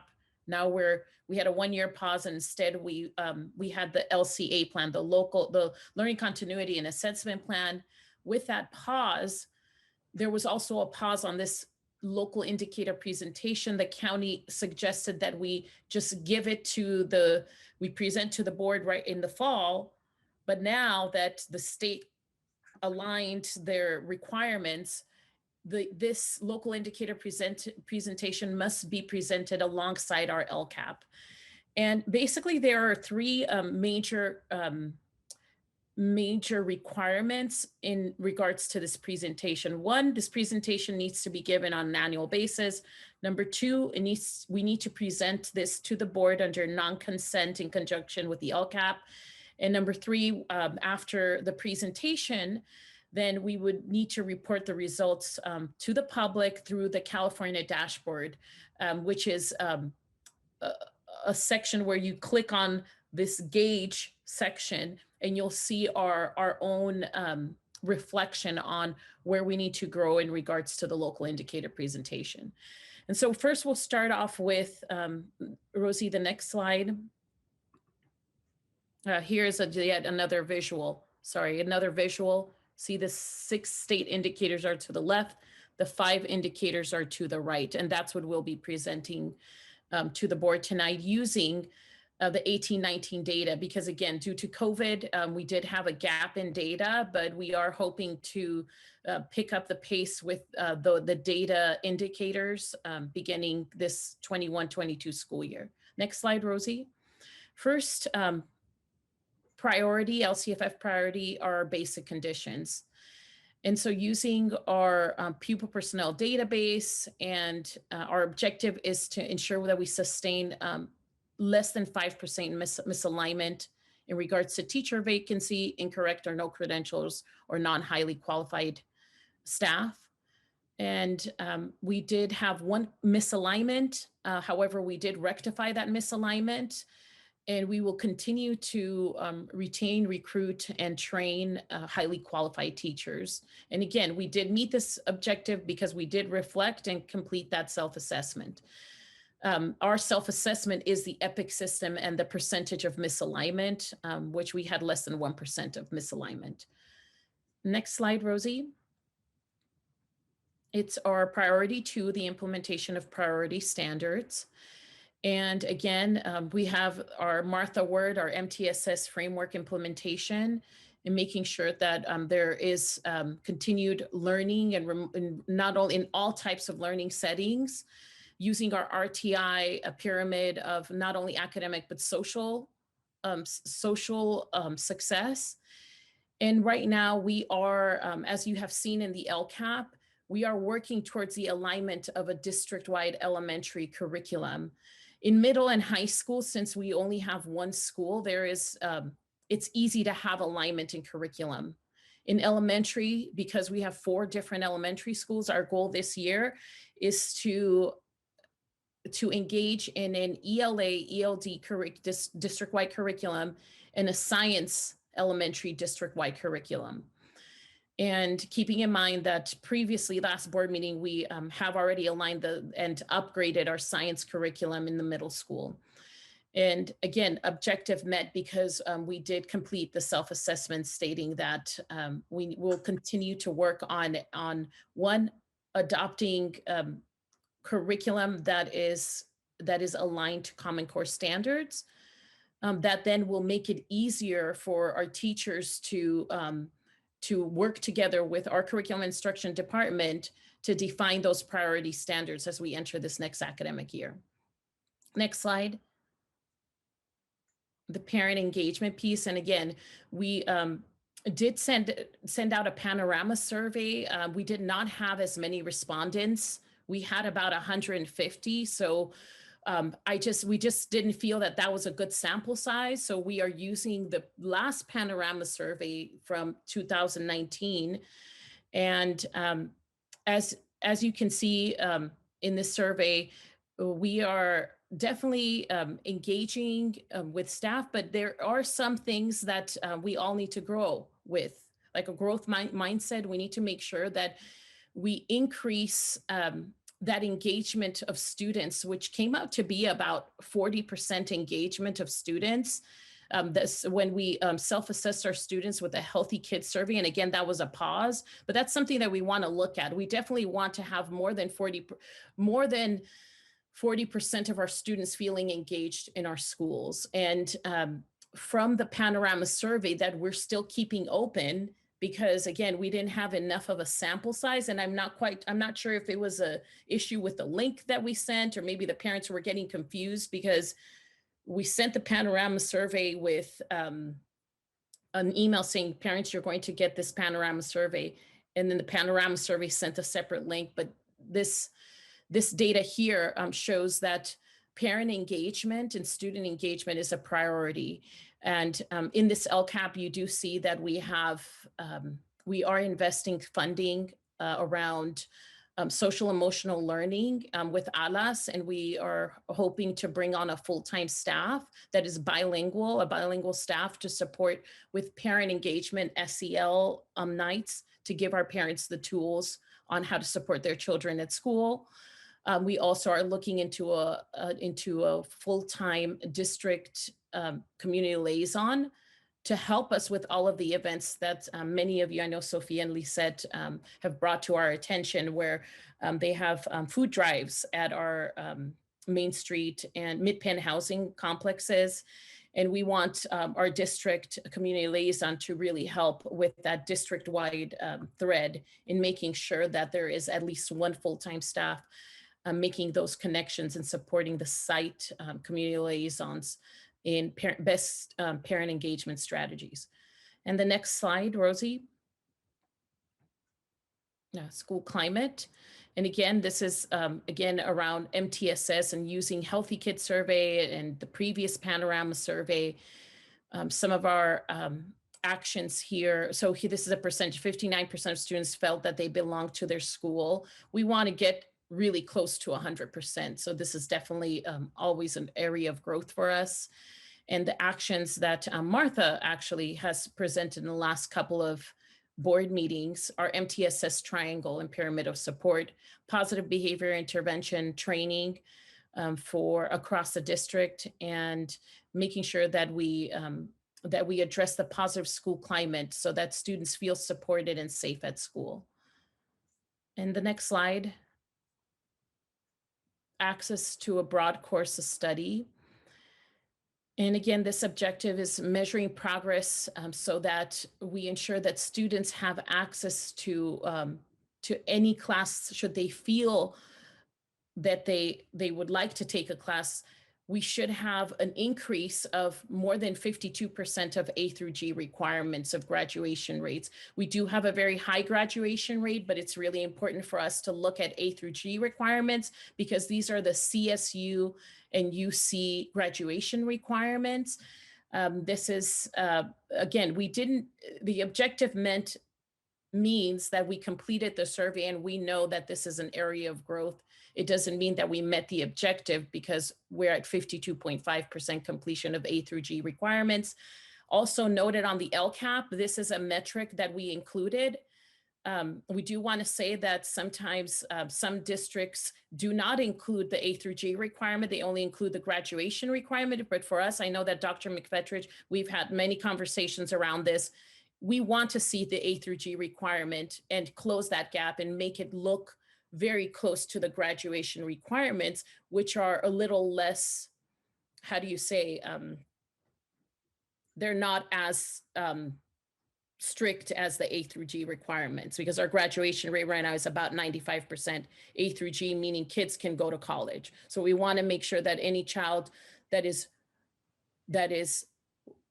willing and has the ability to take A through G, we want to make sure that we set those courses. Yes, Dr. McFetridge. If I may, just for the public and the board, if they don't know, UC A to G is a number of courses that would be what you would need to be able to apply and get into University of California or California State University. Why this number is so important is because UC and CSU are the most affordable state colleges that exist. And if we're going to have students who are going to be prepared for UC-CSU, we want to, and I was just discussing this with John Nazar and Deanna Tower and Andy Boysen the other day, we want to make sure that we're working to get more students UC A to G eligible so that they can apply to CSUs and UCs and be eligible and be prepared to go to those. I will say that Half Moon Bay High School has a phenomenal graduation requirement. In my last district, it was not as robust as what you have at Half Moon Bay High School. You have 4 years of English. You have 4 years of social studies, which is not the norm in the state and wasn't the case in my last district. It was only 3. You have 3 years of mathematics, which again is not the norm, is fantastic. And you have 2 years of science. Because of the next generation science standards that came out a few years ago, I've often been on record talking to Joseph Santoni, the department chair for the science department, and to John and Deanna and Andy, hey, if you guys got a 3rd year of science, we'd probably increase this UC A to G rate. But what we do need to do, it's a WASC accreditation visit year for the high school. They know that I'm interested in them discussing this with their colleagues. We do need to look at that number and say, how do we increase it? We need to work toward increasing it. I think Mr. Boysen may think that number is higher actually than we expected or that we've documented here. But I do know that even if it's 60%, how do we get to 70%, 80%, 90%? How do we make sure all kids are college and career ready? It's phenomenal what Half Moon Bay High School has done to get so many of their classes A to G approved by the University of California, and it's no mean feat. So this is an area of growth and an area of improvement, but they're already doing a great job, but we know we want to do better. Thank you. And next slide. Yes, and so this is where you can find, once after this meeting, it'll take us, there'll be a couple of weeks and the state will send us our passcode and then we'll upload this information to the California School Dashboard. And again, next year, our goal is to really use data to inform our services for students, our tiered interventions through MTSS. And so more data talks to come in the fall. And the next slide, Rosie, I think that is. So what is in there in the LCAP? 3 domains. If we look at the conditions of learning, the student outcomes and the engagement as our focus for the LCAP with these different priorities that were established by the State Board of Education, now we have to move into how we're going to be organizing ourselves and around what principles, what driving principles we are going to be addressing the conditions of learning, the student outcomes and the engagement, and satisfy each and every one of the 8 priority state priorities. So with that, on the next slide, we had brought to you already what is it that is going to be at the bottom of all of this. Number 1, that we have student achievement and academic and social emotional growth. So that is one of the pillars of our LCAP. The second pillar is that we do that with a focus on equity, in that the third pillar is that we keep in mind stakeholder engagement. So 8 state Board of Education priorities organized under conditions of learning, engagement, and the outcomes, and at Cabrillo Unified focused on these 3 pillars. So as we have brought to you the LCAP, these are the goals, the underlying pillars, the sustaining pillars of what we brought to you as goals and for the LCAP. So this is going to be providing you then with a reminder of what you have already seen last board meeting as goals for the LCAP. Next slide, Rosie. Thank you. And so again, the pillars that Jesus described, the first LCAP goal is around the student achievement component, academic and social, aligned to our LCAP priorities 1, 2, 7, and 8. And I did want to mention that there are certain specific metrics and actions and services that are under each of these goals. So we definitely recommend our community at large and anybody who's interested to go to our website. Our LCAP is published, and there is a live link where you can see further details. And again, it's a 70-page document. So unfortunately, we couldn't do justice within these probably 10 to 20 minutes to show all of the different and amazing actions and services that we'll be providing our students and families here at Cabrillo. So student achievement is one, and some of the actions and services under this particular goal is, of course, a major thing is our continued class size reduction in the lower elementary. It is an increase in those enrichment services that we have talked about around visual arts and performing arts,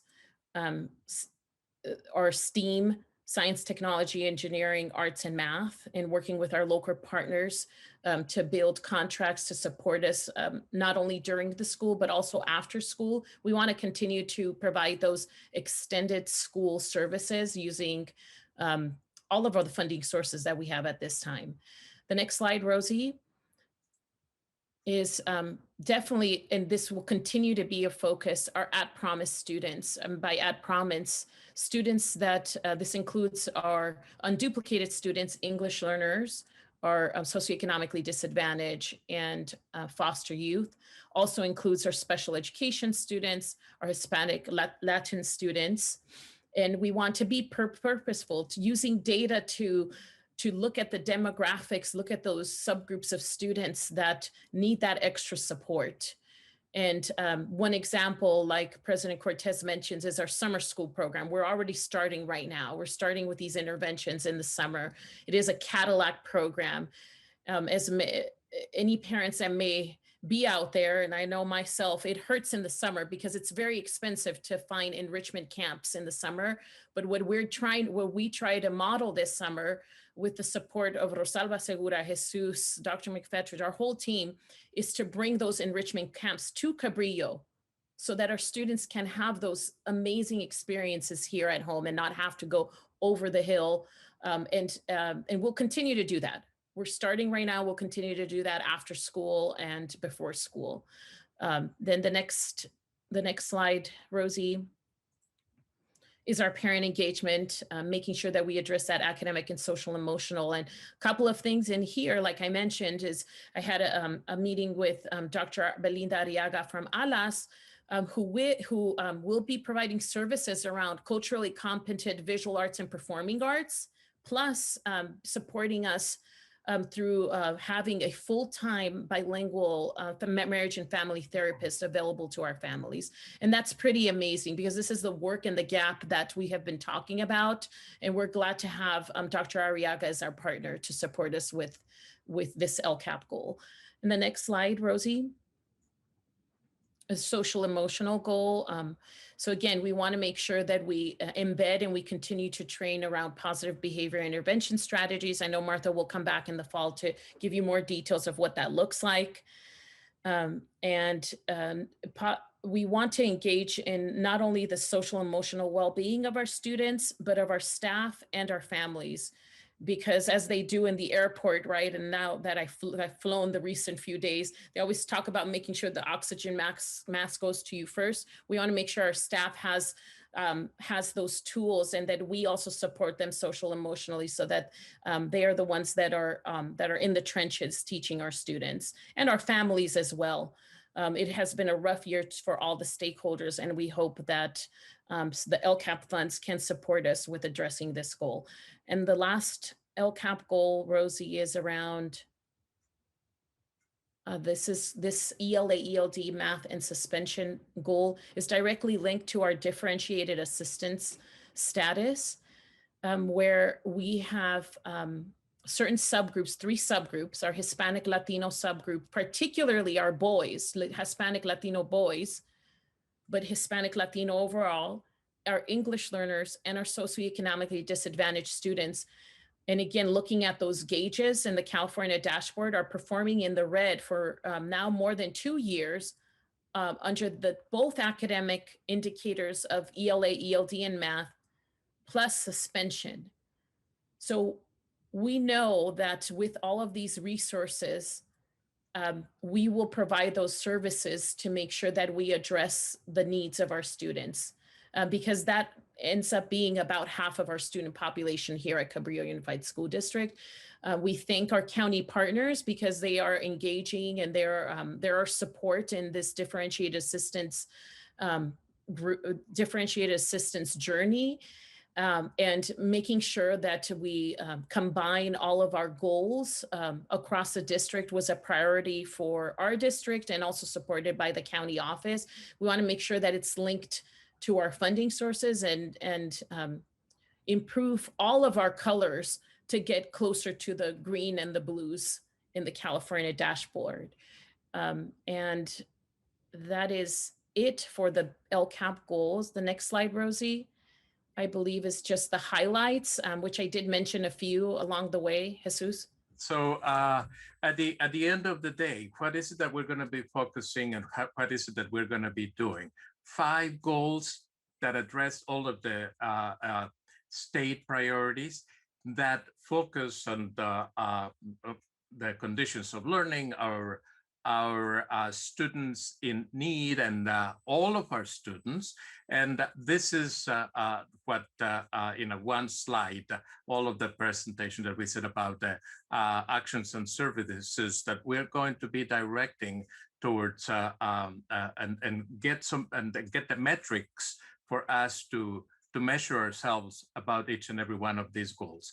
So goal 1, definitely looking into intervention systems, socio-emotional and academic intervention systems. Goal 2, that is going to be allowing us to measure what is it that our students are learning or not, and what are we going to be doing about it. And specifically with the subgroups that we are in need of serving. And then goal 3, that concentrates on the interventions that we are going to be procuring for our students, and that we, as Martha presented, and goal 4 is that we look into the implementation of multi-tiered systems of support, and that we also, goal 5, look into more interventions, but that have to do with specific VAP and STEAM. So this is in a nutshell, what is it that we are going to be, what's in our LCAP, and what the direction of which we are presenting to the board to go from 21 to 22 through 23-24, 3-year LCAP program. On the next slide, Rosie, I am going to be now, how are we going to be paying for this? How is it that this is going to be important and viable. I told you at the beginning of this presentation that we are responsible for all of our local controlled funding formula. And of that formula, we received a supplemental grant based on the number of low income students, English learners, and our foster youth, etc.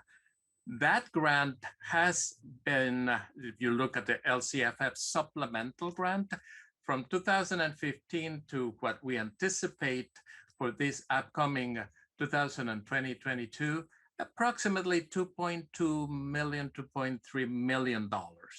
Why is that? That is because we have kept the number of students who we called unduplicated students, English learners, low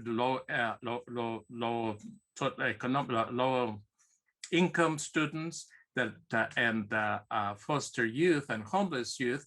It has maintained basically constant. However, we have seen that our enrollment is declining. That means that many of the kids who are whom we need to serve with this supplemental continue to be with us, even though our enrollment is declining.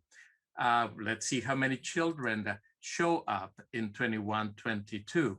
And that during the presentation, the budget presentation, I'm going to be giving you a little bit more information about that. But keep in mind is that 21-22 LCFF supplemental at $2.3 million, because it's going to show up again during my budget presentation. So next slide, Rosie.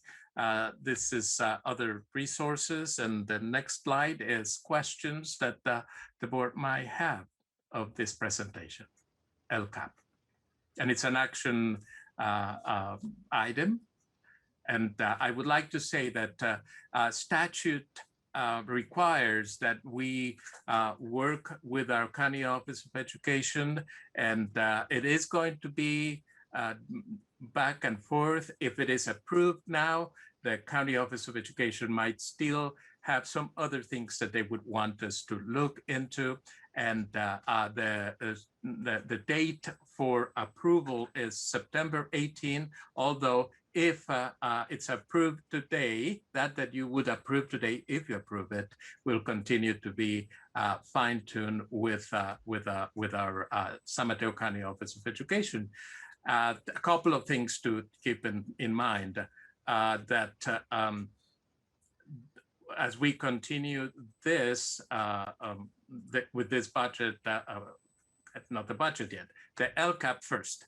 The LCAP goals and services, if there are any substantial changes, then we would be bringing it to you on at the August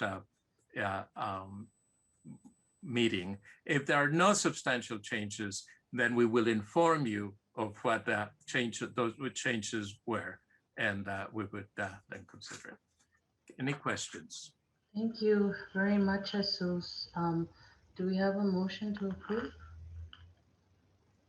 So moved. Second? Second. Okay. Do we do roll call, Rosie? Well, first questions or discussion. So we have, yeah. We have discussion first? Okay. Now I'm opening it up for discussion. I'd like to just start off by saying thank you for all the work and for really looking into what our district needs are, which are our red lights in the dashboard. It's been hard for all students, but it's been particularly devastating for the students who are from low income families, English language learners, foster youth with, and also students with special disabilities. So it's no surprise that they are part of our red lights in the dashboard, and that we can predictably say that it's it's ongoing. So to kind of like stop the brakes and address that instead of continue to drive the car that's been with the red lights, and see how much longer it will go, is important. So thank you for doing that. I was gonna say something, but it just lost my train of thought. But I did have, maybe I'll remember. I had like a question. I didn't write it down. I'm sorry. Anyone else would like to go ahead? I have a couple of questions. First, thank you. This is the first time on an LCAP or a plan that we have mention of visual and performing arts. And so again, that whole child, the multi-tier system of support, we have to tend to all of these. So thank you so much. And I understand how important the partnerships in our community are with ALICE and Boys and Girls Club. Just a couple of questions. One, demographics in terms, I know we have some declining enrollment. For the targeted students, the low income English language learners and foster children, do we see those percentages shifting? We have lost some of our students, and yes, there has been some decline across all of our. However, there are more students that are continued to staying in our, and like we have gone from 3,000 to 3,100 students last year to 2,900 students, 2,930, and however, the percentage of unduplicated students has remained. Okay, so even with the decline, that percentage is consistent. Thank you. Keep in mind though, Kim, that it might, like, we don't know. Typically we do drives for families to complete the free and reduced lunch application, and it was a COVID year, so it may be more, and we don't know. But we'll, I think next year, now that we're back in person. But thank you.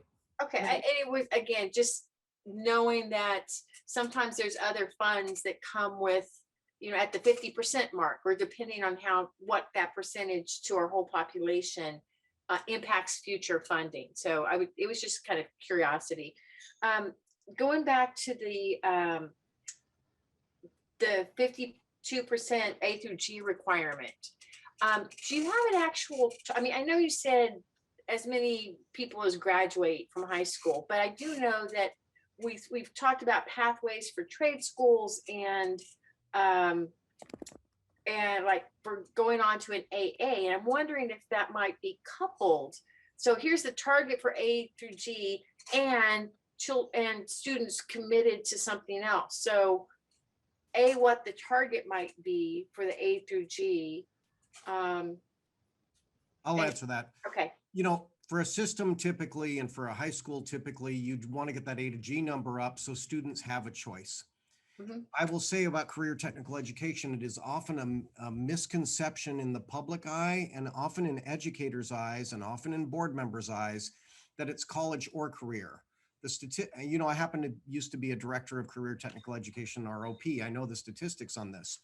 It is statistically shown that students who participate in a career technical education pathway and take that capstone class, which is UCA to G approved, they are more likely to go to college and more likely to complete college. So I'm a big fan of career technical education because it can get you over the line.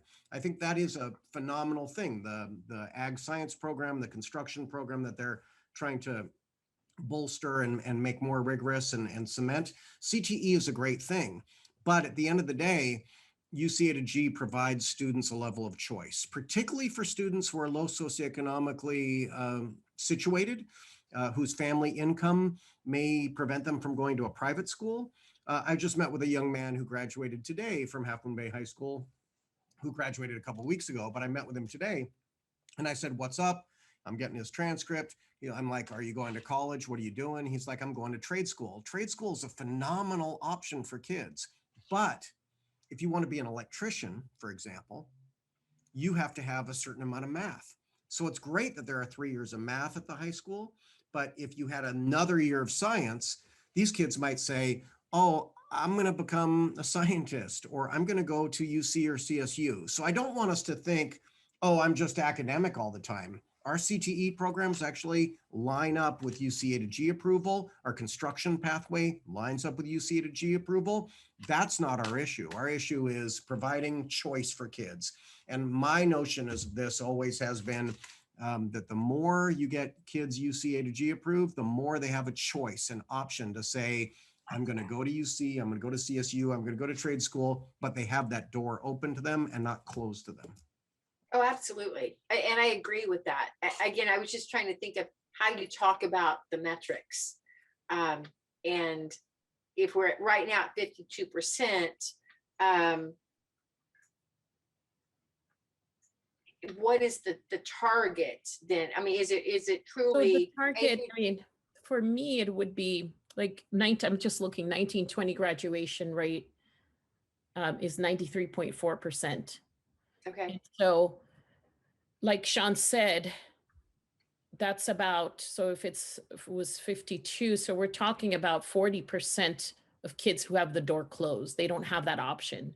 So we want to give that option, and should they want to go to trade school, good, but they should also have that option to go to a 4-year college or university, because we do know, and I know that through the CTE pathways, there, it's like 3 to 4x a salary for people that graduate from a 4-year college. So my versus a trade school. Last question, and I know other people have questions too, but if we have this target, is it because we're not offering courses, or is it because we've created some conflicts or some other artifact in the system that doesn't allow all students access to get those? I was speaking about this with John Nazar and Deanna Tower and Andy Boysen just yesterday, and this is their inquiry. They will certainly hear about it from their WASC accreditation review. Hey, this is your number. What are your plans to increase this number? I will tell you that participation in college classes, for example, is an LCAP metric.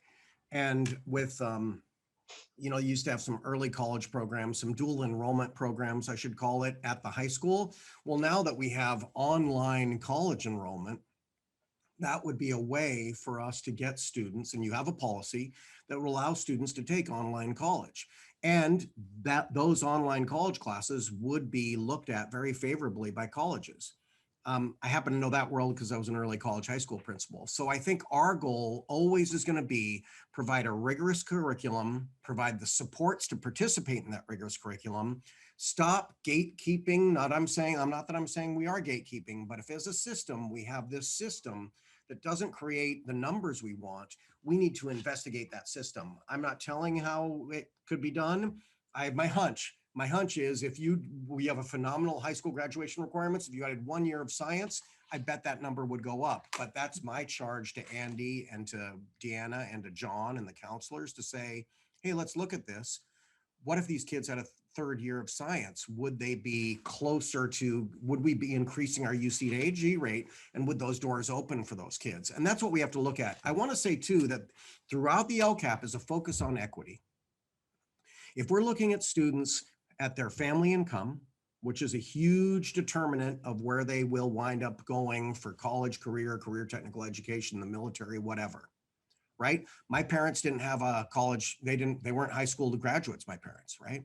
So they really invested in my early education to make sure I could go to college. If we're looking at that and you're a first-time college goer, you don't know the system, it's very difficult for a first-time college goer like me or my sister. We got into college and we didn't know that, but my colleagues, my friends, their parents had gone to college. Also, so income, if your parents went to college, if you speak English and are fluent in English, which is why we have to focus on that. For our Latino, Latinx students, we need to provide additional supports. Our AVID classes are fantastic for this, but we have to provide more supports to open up more doors so that you don't have this historical predictability of determinants like family income, race, language, and family college attainment. Those are the things we have to look at. And then we have to look at a system is how do we open those doors and let these kids know more about that? And the LCAP really should be focused on those kids who aren't ready for college and career in that way. We always want to give kids choice, but at the end of the day, we know that some kids and some families have more choices. And the best choice that we can give families and kids is by saying, you're UC or CSU ready, and guess what? You can get scholarships. You can go to UC, you can go to CSU. Those are the most affordable options, so you don't have to pay for Stanford, Yale, Princeton, whatever it is. Some kids will never be able to afford that. So we have to be able to look at this as moving the needle to provide kids more options. That's my take. That's been sort of the take of the state. That's what we're charged with. And the LCAP embedded in that is, are you offering college classes on your campus? We could do that online. COVID has shown us that. Are you offering UC A to G requirements for all kids? And my goal would be that we would do an equity audit on the district and that we would disaggregate the data. And that's work that Mr. Contreras and Dr. Bhatia are working on, is looking at the data to say, how are our students being served? And how do we increase those options for kids?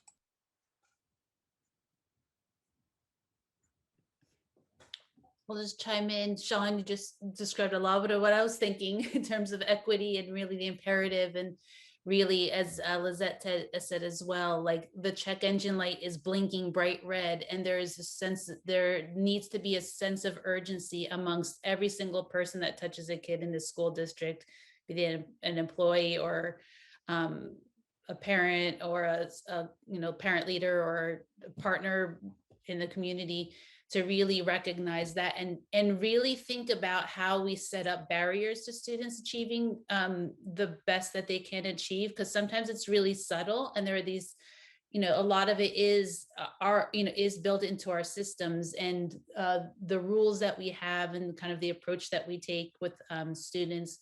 And again, it comes back to having systems that are robust, that have also the student in mind, and the compassion, the flexibility. So thank you to both of you for making those comments. And it's, it's when we hear talk kind of in the general public about school to prison pipeline, and you start to see some trends in our data, that's really concerning. And I think if nothing else, like that should really be the blinking red light, as well as just breaking the cycles of poverty and other injustices that we need to repair in our society. So thank you. I cannot agree with you more on the urgency of that. And again, thank you to Leticia and Jesus and everyone involved. This is like a phenomenal document. I know it's kind of I might think of it in my old world, regulatory, right? You kind of got to do it for the government or the state government, but it does have so much juicy information. And as Leticia, as you said, I would encourage everybody also to take a look through those actions and look through those metrics and how you're looking at disaggregated data. I love some of those actions around establishing case management systems for migrant students, because that's really what we've been hearing a lot from families, for example, that kids get lost in the system and they need help to navigate. So really having our internal systems be aligned so that all the people that are touching a kid can understand all the touch points for that kid and work within that context is great. So great stuff in there. I had one question with regards to the plan itself. On the expenditures tables, I think it's page 227 in our packet, if that's helpful for Leticia or for Jesus to answer this question. There's some estimated costs for the budget. Is that, and then, because I know the costs are going to vary each year, are the costs we're seeing there for this coming school year, 2020, 21, 22, 2021, 22? 21, 22. Okay, that's what I figured this coming current year. Okay, good. Thank you. That's all my questions, but fantastic work. How you did this in the midst of all else that's going on. I'm continue to be amazed by and grateful for. And oh, happy birthday, Jesus, also, by the way. Thank you. Anyone else? Comments or questions before we move on? Just real quick, I do want to second what everyone's already said in terms of appreciation for the hard work that goes into this. And and the focus on equity and our most at-promise students. I think it's really important, and it's great that we're continuing to do this work. I also wanted to second Kim's comment about the VAPA and the engagement and the STEAM part of it, just because I do think that there's always so many different ways that we can engage our at-promise students or others who are struggling. And sometimes it's not direct. Sometimes it's not, we're teaching you to read and we're going to read and we're going to read, but it's, we're going to engage you in other ways in school and really, like Kim has been saying for a while, the whole child in that way. So I really love to see these kind of alternative ways of finding a spot to make sure that we can move them forward. And so I really appreciate that that's in there as well. So thank you both for your hard work on all of this. If I can just add to that too, I think that's important. And the way that you've been doing so, Leticia and Jesus, as I've been observing you, is doing so by working with the families to understand better from their perspective what their needs are, what their interests are. So I think, it's easy to kind of develop things that we might think, right? Even as a board, like we're 5 people, and you're even as 2 great district leaders, 2 people, right? But really working with the community and partnering and understanding what's culturally relevant to families and to students, and what really they want to do, what's inspiring them. I'm not a student in that classroom, right? Don't make things that sound cool to me, because it'll probably be pretty weird anyway, or maybe kind of different than what our kids really need today. So thank you for that approach to coming up with these kind of multi-dimensional, multifactorial approaches to helping kids learn. Stakeholder engagement is very, very, very critical for the development of the LCAP. But I must say that the work that the Opening of Schools Committee did in bringing forward all of the other voices of stakeholders, it was phenomenal. Really getting to go through that data, it was very rich. It was very, very, very deep. Those voices that those folks, those participants in the Open Up Schools Committee brought to it. I think that there were moments when I said, Leticia, we've got a lot of data here today from all over, from the LCAP engagement. So we're very grateful and very fortunate to have had those voices coming and helping us. And it definitely, it was not only Jesus and I do want to give a shout out to Josefina and Holly and Rosie and our principals and all the stakeholders, because it definitely took a village to, again, decipher the data and make the corrections. Over very small corrections, like maybe not that significant, but significant to us. Digging through the demographics and making sure that we gave accurate data. So it definitely took a village. So thank you. And thanks, Josefina. I know you're there, and Holly is not here, but they were very instrumental in helping us capture the narrative. And I want to say I appreciate how much work it takes to synthesize all the stakeholder input. That is highly valuable. And there's a sensitivity that I appreciate about what you're doing that honors the stakeholder opinion. And then also I see what Dr. Bhatia is doing with the VAPA committee, because it's also looking at that pipeline. It's one thing like to popcorn what do parents want, but if we're going to have those A to G requirements available in high school, we have to be really sensitive and knowing that what happens at Cunha impacts the high school as well. So thank you so much for your sensitivity to that as well. I think that's a very important point. When you look up the districts that are doing well, they are communicating about UC A to G requirements to their families who predictably aren't participating or know about them. And if they're not active consumers, you have to educate them. But there is work for us as a system to make it so that you're not going to miss the memo. We could fix the system so that we could say more students are going to be UC A to G approved. They just have to get C's in their UC A to G courses. We know UC is extremely competitive. UCLA, 27% of kids get in that apply. UC Riverside, 52% of kids that apply get in, right? We know that varies, but California State University, San Francisco State, Cal State San Jose, Cal State East Bay. They're much more easy to get into, but you gotta get these UC A to G credits. So I think that's something that we have to look at as a system. We have to communicate and engage families, but we can't make that bootstrap ideology where we like depend on the family to know. We have to make it so that as a system, we are supporting and challenging kids to perform at higher levels. And I think by providing the supports, the LCAP is about, and the equity work that we're trying to do is about providing supports to families and kids, the ones who need it the most, the ones who aren't getting it yet, so that they all are college and career ready. Yes, thank you.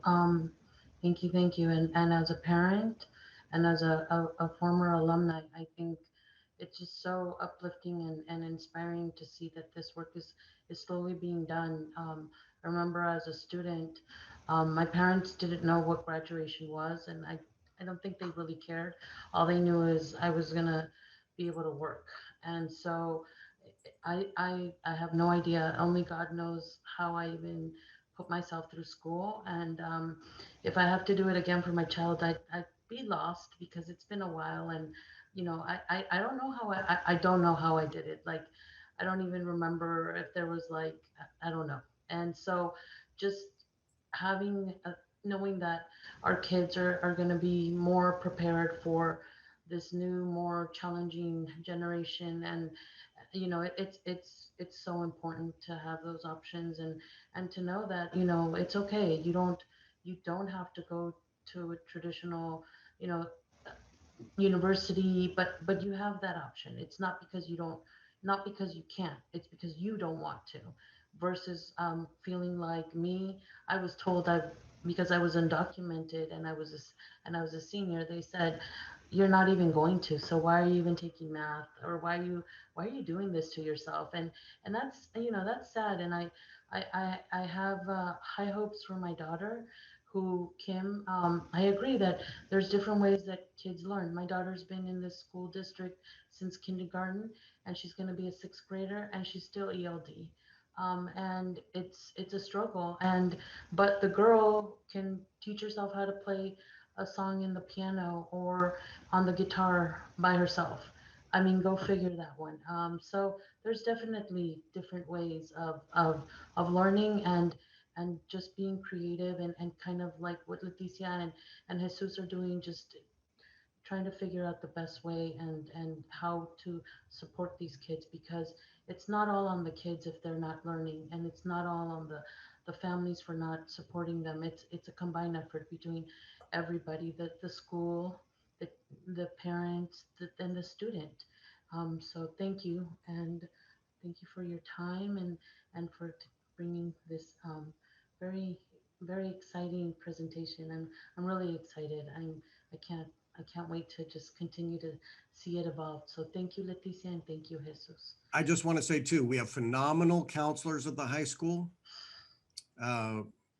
Ms. Lomelli, Ms. Jolivet, Mr. Muramoto. We have phenomenal administrators at the high school. At the middle school at Cunha also, there is work ahead for us to make sure that every kid knows what's required so that they can reach their personal potential. And we will work with families and we will work with students, and we will start to move this needle as long as we all as a governance team understand that's the goal. And if we can agree on that, if we can agree on educating our community, our families, and our kids, and our staff about how we can get better outcomes for kids, I know that we can do it because we have phenomenal teachers, we have phenomenal counselors, we have phenomenal administrators, and we have phenomenal support staff and phenomenal students and families. So I'm very hopeful, and I'm very grateful to Dr. Bhatia and Mr. Contreras for helping lay out a blueprint of how we can do it. Thank you. And we also have phenomenal board members supporting all these phenomenal people. So thank you. Next item is 5D, adoption of the budget overview for, we did roll call. We need to do roll call. Sorry, I remembered. See, I stopped. Thank you, Lisa. So this is a roll call for item 5C. Lisette, Aye. Mary Beth, Aye. Sophia, Aye. Freya, Aye. Kimberly. Aye. Passes 5-0. Thank you. Thank you. Our next item is 5D, adoption of the budget overview for parents. And I'm assuming, Jesus, you will be presenting on this? Yes, the information that it is and that three-pager that we provided to you on the budget overview for parents is taken out of the budget that we presented, and then it depicts exactly those $2.3 million. And basically, it's something that we will see in detail in the next presentation. But it is what we will be presenting to parents as we look into it. It basically is, this is the total amount of LCFF dollars that we receive. This is the grant that we receive for supplemental, and this is how we spend it. Basically, that's what you have, and it is for the board to approve along with the LCAP as the tool that we will use to tell the simplified version of the budget to our parents. This will continue to change as we continue to work with our as our budget continues to evolve. But at budget adoption, this is how this looks like, and this is what we will be presenting to our all of our parents, our DLACs, our ELACs, and letting them know where the resources are for LCFF and the supplemental grant, and what do we what amount of money is in the LCAP. So those are the parts of that tool that we use to disseminate information, and we ask for it to be approved along with the LCAP and along with the budget. Thank you, Jesus. Thank you. And I'm gonna ask for a motion to approve. So moved. Second. I'll second. Thank you. And open it up for board discussion. Thank you for doing that. I don't know if it's always been done.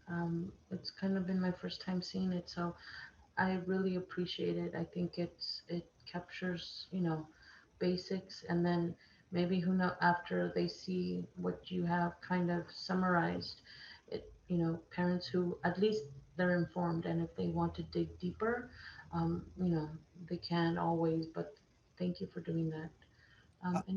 I just want to jump in here, but wait, there's more.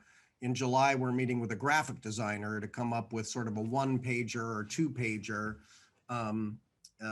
In my last district, we did this, something that we can do in both languages, both English and Spanish, because those are our majority languages that we need to present. So we will be refining this. This is a statutory requirement, but we will also be in July refining this and working with a graphic designer, Dr. Batia, Mr. Contreras. I want to thank Ms. Lane for recommending it, that we try to get out of the clouds of California Department of Education kind of compliance talk and all the bureaucracy speak that we're so accustomed to, and getting into, hey, this is where these dollars are going. So we can say, well, what's going here, because these are the students that need it the most, and this is how we're spending the money. Any comments, questions from board members? All right, seeing that there are none, we will we'll move on for roll call. Lisette, Aye. Maribeth, Aye. Freya, Aye. Sophia, Aye. Kimberly. Aye. 5-0. Thank you. Thank you, Rosie. Next item is 5E, approval of CUSD budget for the fiscal year for 2021-2022. I believe, Jesus, you'll be presenting. So members of the board, again, we are presenting to you for approval the presentation, Rosie, about the budget. We want to present to you what we project that our situation, our fiscal situation is going to be in 21-22. So our next slide, just a reminder of where we are. We are looking at adopting the 21-22 school year in December in green again. We will be bringing to you how we are doing the first interim of the 21-22 budget, and then in March, a second interim. So those three in green are the reports that the board would be approving. And then of course we are reporting to you the estimated actuals of the past year, 2021, and we'll be bringing in September the unaudited actuals of 2021. And our auditors are going to be looking at our books as we close the 2021 school year, and we'll bring you an audit report. And we will start all over again. So I just wanted to depict in here where we are in our cycle. We are bringing to you for adoption a budget for the 21-22 school year. Next slide, basically, it's commenting to you something that you already have heard about, the notion of that on June 14th, the legislature passed the AB 128, which is profiling to be the 21-22 California budget, but it is not signed into law yet. We are expecting that next week it would be signed into law, but there's still negotiations between the governor and the legislature. This is very good news, because it contemplates the paying of the deferrals that were anticipated, and there's some money for pension cost relief, and something that came up and it is being worked is reducing the unemployment insurance that jumped up a month ago, a month and a half ago, and which represented a high cost for the school districts. One of the biggest features in the budget in this is that mega COLA that would account for in 21-22 for a 1.7%.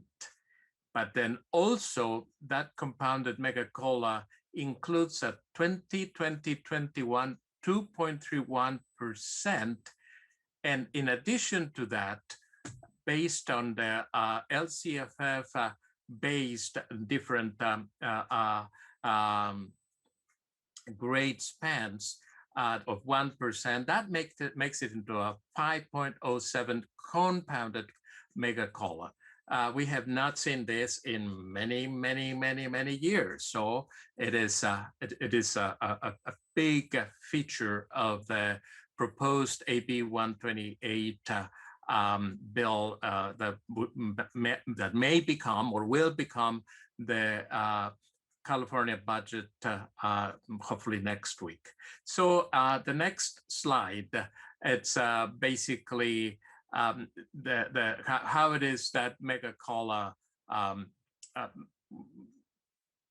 calculated, and it is that always taking the 10.4% and the grades K3. So it is it's a way that will end up with a 5.07% because the supplemental and concentration grants are now calculated on the unduplicated students, which makes it 5.07%. I think that's all that we would need to anticipate, that is going to be real and that it is going to be affecting how we project our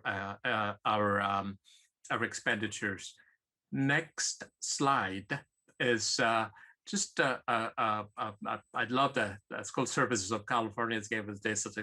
From January to May, a huge difference.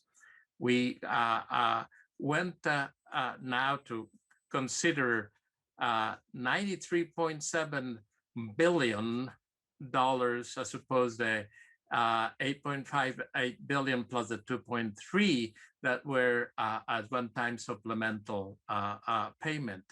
It is big. In my many years in education, I had never seen this jump, and it's a very good news. So next slide.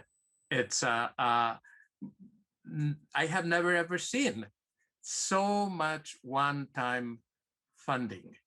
And this one-time funding, as I have brought to the board, it's a one-time funding which we account in our budget, but not in our LCAP. So we account in our budget that money for the reopening of schools, expanded learning, getting us to a universal transitional kindergarten, community schools, and student supports, and a lot of educator training with money also to dedicate to increase our broadband, and always with an attention to nutrition. These are one-time dollars that you will see reflected in the budget.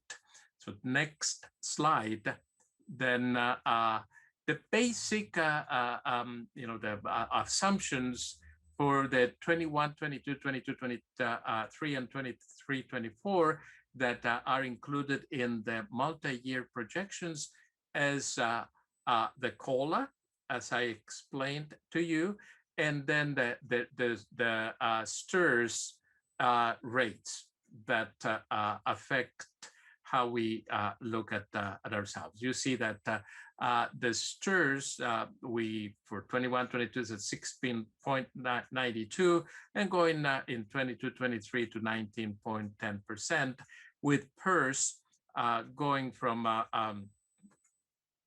22.9% up to 27%. This is what the assumptions that are included in the budget. I mentioned earlier about the unemployment insurance that is going to be receiving some support, and it is calculated at 1.23 when it was like 0.5, and then going back to 0.3. So we anticipate that there is going to be support for that unemployment insurance. So the next slide is the sea of numbers. And the sea of numbers that basically I have highlighted in there what the, this is a summary of what our expenditures, expected expenditures to our and revenues.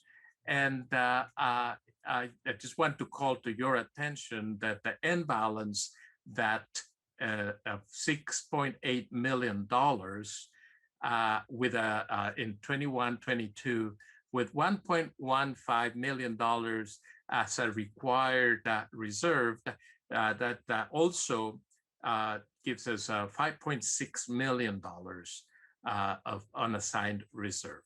So similarly, you see that we have a pretty good end balance throughout 24-25 using these projections. These projections are based also on the 2% expected tax revenue increased. It might be, and they probably will be higher than 2%, but 2% is what we use to conservatively keep our assumptions and not go that in a way that it's conservative and responsible. One thing that I would like to call your attention to is that line of total surplus and deficit. You can see that at the this year we would have a surplus of about a little under $500,000. But if we keep the same level of expenditures, and you see that by 23-24, with these assumptions, we would be not we would be going into the red, not by much, not by much. And of course, you may say it's 3 years down the road, but nonetheless, the projection, the tools that we use to project this is what it gives us, and it's just a moment of caution. So this is our projected reality with 2% consideration of tax, property taxes increase, and looking at our expenditures and revenue as we have it. In the next slide, we I put some considerations that FICMA, the Fiscal Crisis and Management Assistant Team, along as they paired with the School Services of California, they basically are looking into, okay, this looks very, very, very good, but be aware of any, until we know how many children will come back, we might have an ADA cliff. We already know that we are losing students, but we also are counting on the fact that we will continue to be a district in basic aid. That is an assumption. It's a very solid assumption, but it is an assumption nonetheless.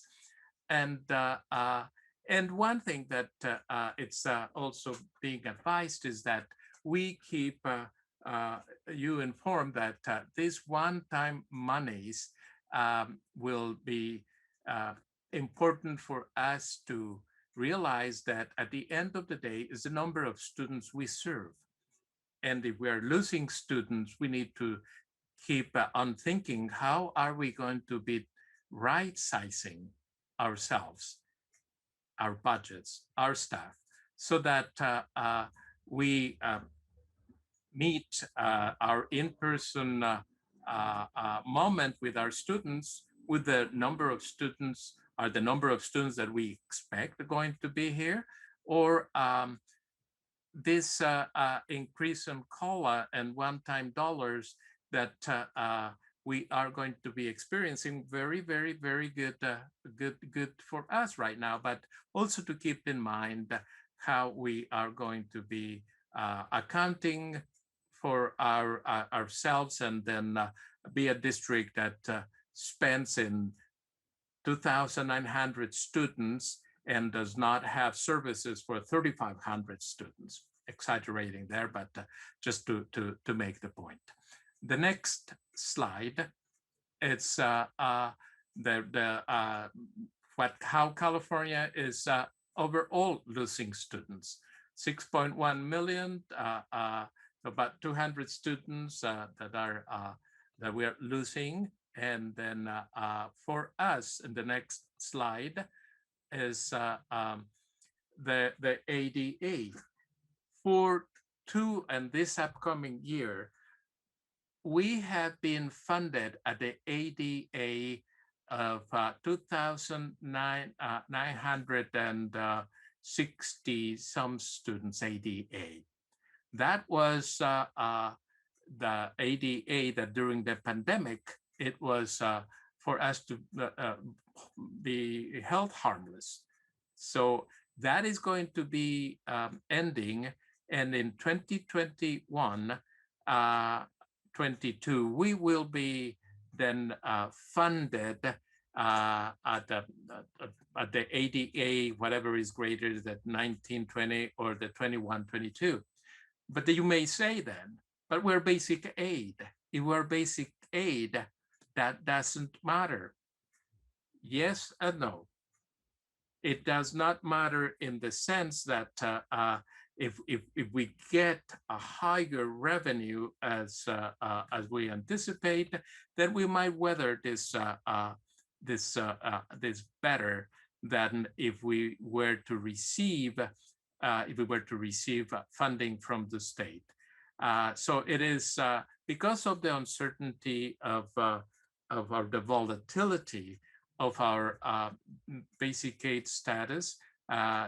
Even if we stay in basic aid, we are looking at the revenue, and that's what Superintendent McFitchers said. Like that's why we need to keep our eye into what happens in October or November when our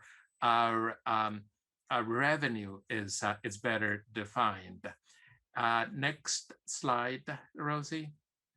And one thing that it's always a word of caution saying, well, just remember that in California, the top 1% is the one that funds our schools, the wealthiest individuals. And if they make money, then it's very good for schools. Schools get funded at a higher level. But if not, then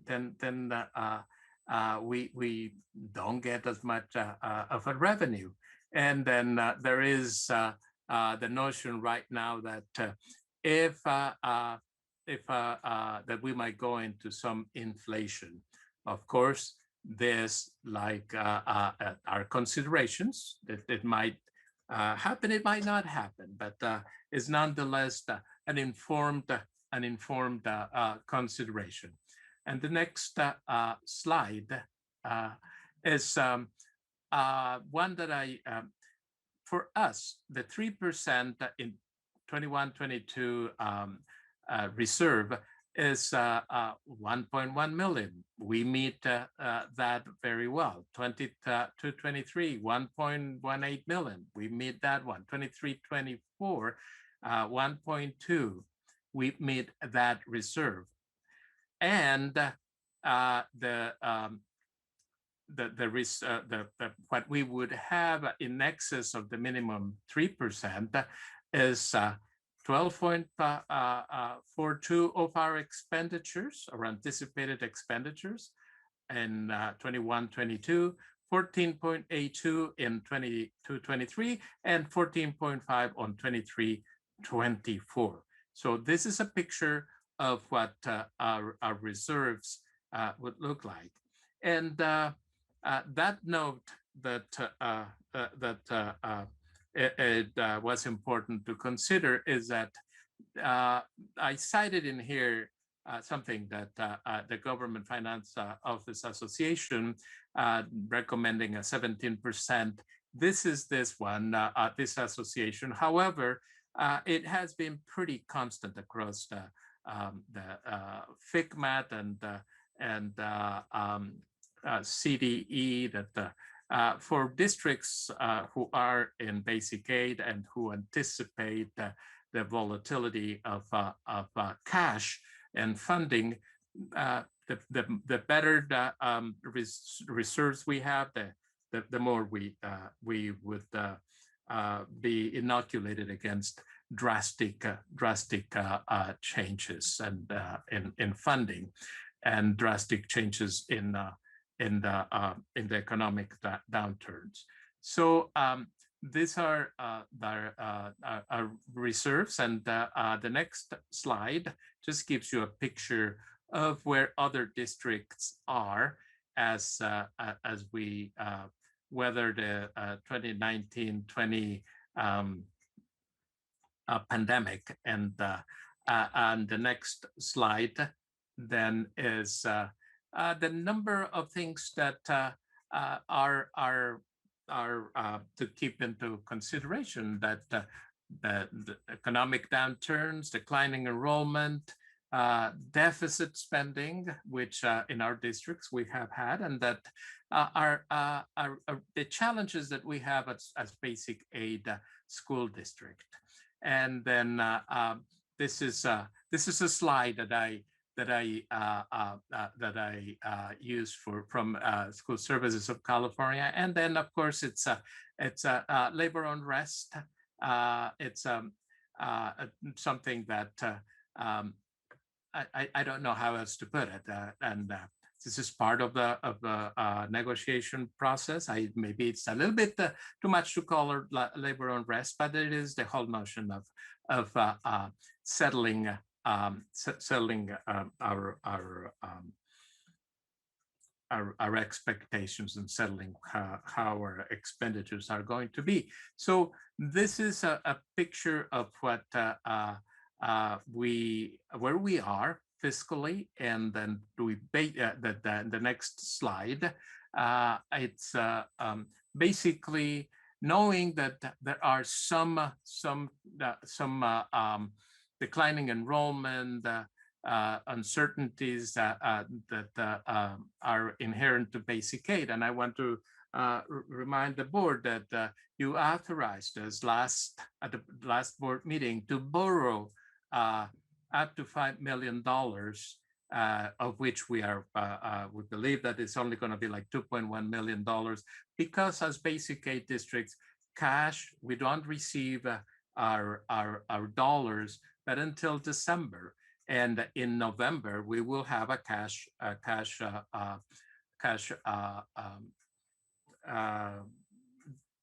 we will need money to pay our bills by November. So just that's to say something about the inherent uncertainties of basic aid. Our budget is it's very good. It looks very good, but we need to keep an eye and follow the guidance that from SMCOE, from FICMAT, from CDE, so that we can maintain our fiscal solvency. With that, we request that you approve this 21-22 budget. And if I may, can we go back to slide 14 so I can make a point here? Chief Negotiator Kathleen Wall in her comments talked about how one of these organizations was a think tank. I want to point out here statewide average reserves, because she had a question about that. That's the data from 1920, and you'll see that unified school districts have an ending balance of 18.82%. That's not a think tank, that's just data. So look, it's up to the board to determine, the authorization we're going to get to spend money on pupils, to spend money on staff, to spend money on all kinds of things. But I just want to point out that Mr. Contreras has done an outstanding job here of presenting data that is coming to us from School Services of California, the financial authority for districts up and down the state, who we depend on, who every district really depends on. We go to capital budget advisors. We look at the information that School Services of California provides us. I just think that's an important metric.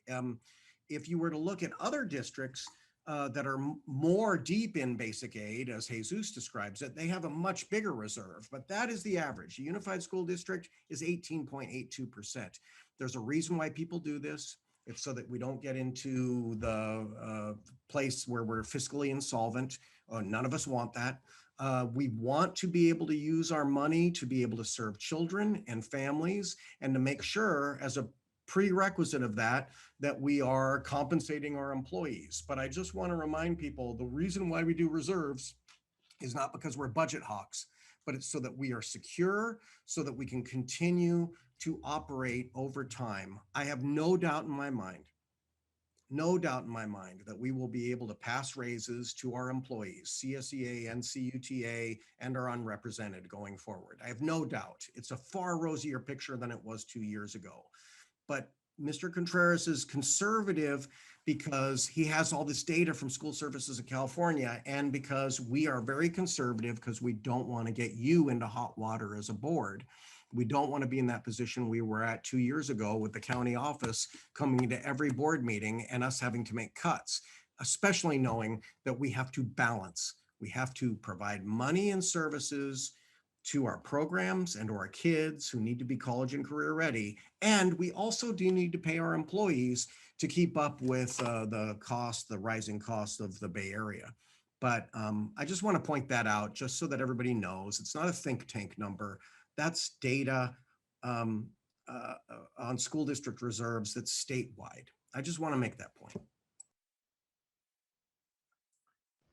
Any questions from the board? Thank you, Jesus. That was that was a lot of work. And like Dr. McFetrich said, it's and not only are you just predicting these things, but you're taking other budget advisors and the schools services of California and FICMAT to make these recommendations. So thank you. I'm gonna open this up for a motion to approve. So moved. A second. Second. Oh, go to Kim. All right. And now we can open it up for discussion. Any questions, comments? I've got some questions. Hopefully some of them will be quick. I assume that what did you call it? The sea of numbers? The sea of numbers slide. I assume that's including an on average 2% raise for all our employees in those numbers. Is that true? In those numbers, we include a 2% step and column. Okay. Those employees who would be moving from step and column, it's considered at 2%. Okay. Is it more like 3%? If I recall from the SACS report, it might even be a little bit higher this round for this budget. Not that it matters for now. I don't mean to put you in the spot, Jesus, but just a note for probably for Mary Beth. Why is it higher, Sophia? Why would I don't know. It was in the report. I could see how if your demographics are moving in a different way, it would make sense. Because it's not like an even, yeah, because it varies. Yeah. It varies. But I could be wrong. Don't mark my words. I had noted that because I had 2% in my mind too. But got it. Okay. I could be wrong, so don't mark my words. Okay. And yeah, didn't mean to interrupt. Sorry. No, it's fine. No, I'm happy to have you jump in. I feel like with this influx of money, I feel like that Super Cola has gone to kind of put our reserve back, and it seems like we're getting a lot of money. So I'm kind of surprised that year 2 and year 3 don't look bigger for us money-wise, that they look kind of the same. Is that because the increase in the STIRS and the PERS and the one-time funding, or do you have any ideas of? Because year 21-22 has a lot of the one-time dollars. They're in the budget as one-time dollars that, and then they go away. Okay. I've got more questions, but I'll let other people ask too. I have questions, but I can wait till you go, Mary Beth. I just wanted to, so with the ADA, it sounds like is the reason that you're concerned about it is if we fall out of basic aid, that's why you're worried about the ADA? If we continue to decline, but we stay in basic aid and the state, that there is a gap between the way that our tax revenue comes and that the state does, then we are okay. But if the state gets a higher and or gives us some challenges that are not going to be funded for basic aid districts, then that's another cost.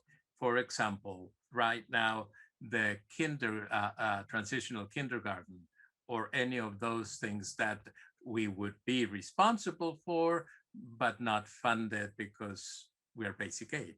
Okay. Then those are that's the gap that I'm keeping at. Okay. And if that gap continues to grow, then we are fine. Then we get deeper into basic aid. Right. Okay. Students. We're golden then. Yeah. Okay. In those columns where it has the met and the not met, and you have to check which one. Mm-hmm. I had a question about a few of those. 6A and 6B, they were not met, and they were in the other revenues column, and it says one of them was projected operating revenues are within the standard for the budget and 2 subsequent fiscal years. And we had to say not met. What's that about? I feel like we're in budget now. Okay. So and maybe this is putting you on the spot and you don't know this without looking, and that's fine. Are you talking about the LCAP or the budget? The budget. Okay, if we go to the budget, that Rosie, we can go to the C of numbers. Is that where we need to go? Well, it wasn't the C in numbers. It's in that part where you check met or not met. Tax report, Wait, I can. I think. Oh, I was gonna see if I wrote the page number down. But it Oh, had those that are- not met, and then it had. Okay, those are the standards. Those are the standards. The Okay, it was in the board packet. It wasn't board in your packet. slides. Okay, I think that if you have a page number, I believe that you're referring to the standards that Yes, yes, the criteria and standards. criterion standards. It basically lists all of the standards, and then we say met, or is not applicable. Right. That's where. But we had two that weren't met, but I feel like our budget is pretty solid now. It's okay. I can ask you offline. Okay. All right. I just thought you might know. And on that line, can I ask one more, just because Sure. in that same place where it had the yes, no, X's, the financial report, there was one that said uncapped health benefits. Does the district provide uncapped 100% employer paid health benefits for current or retired employees? And we're marking one side, no, we're fine. And then all of a sudden we mark yes for that. I'm just curious about that uncapped benefits. I will send it to you what it is, and it has to do with our how we the benefits for our staff. The board should remember that Mr. Reardon spoke to this at the last board meeting, that they look forward to going into negotiations and talking about health benefits, and that they're considered what he called tier 2 employees. Your contract with the teachers, and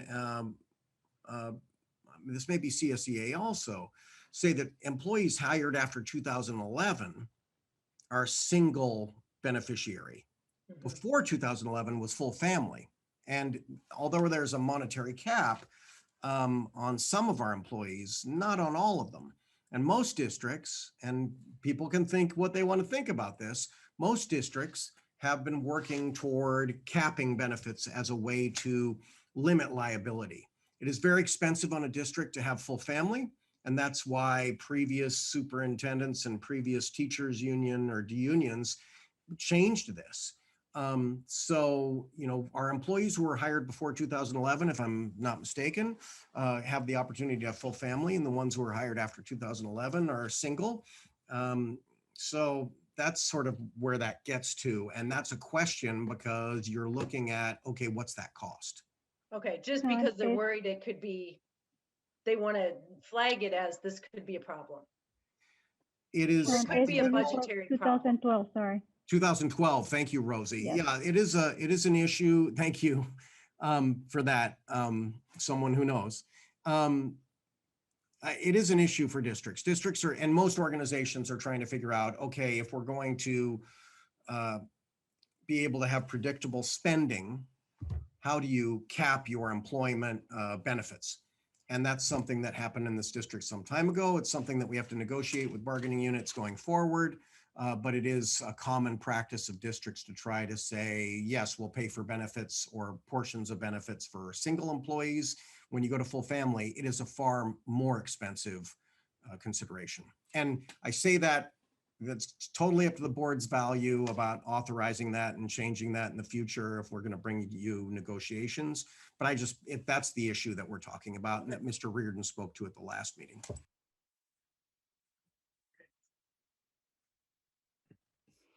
I have a couple clarifying questions, Jesus, that's okay.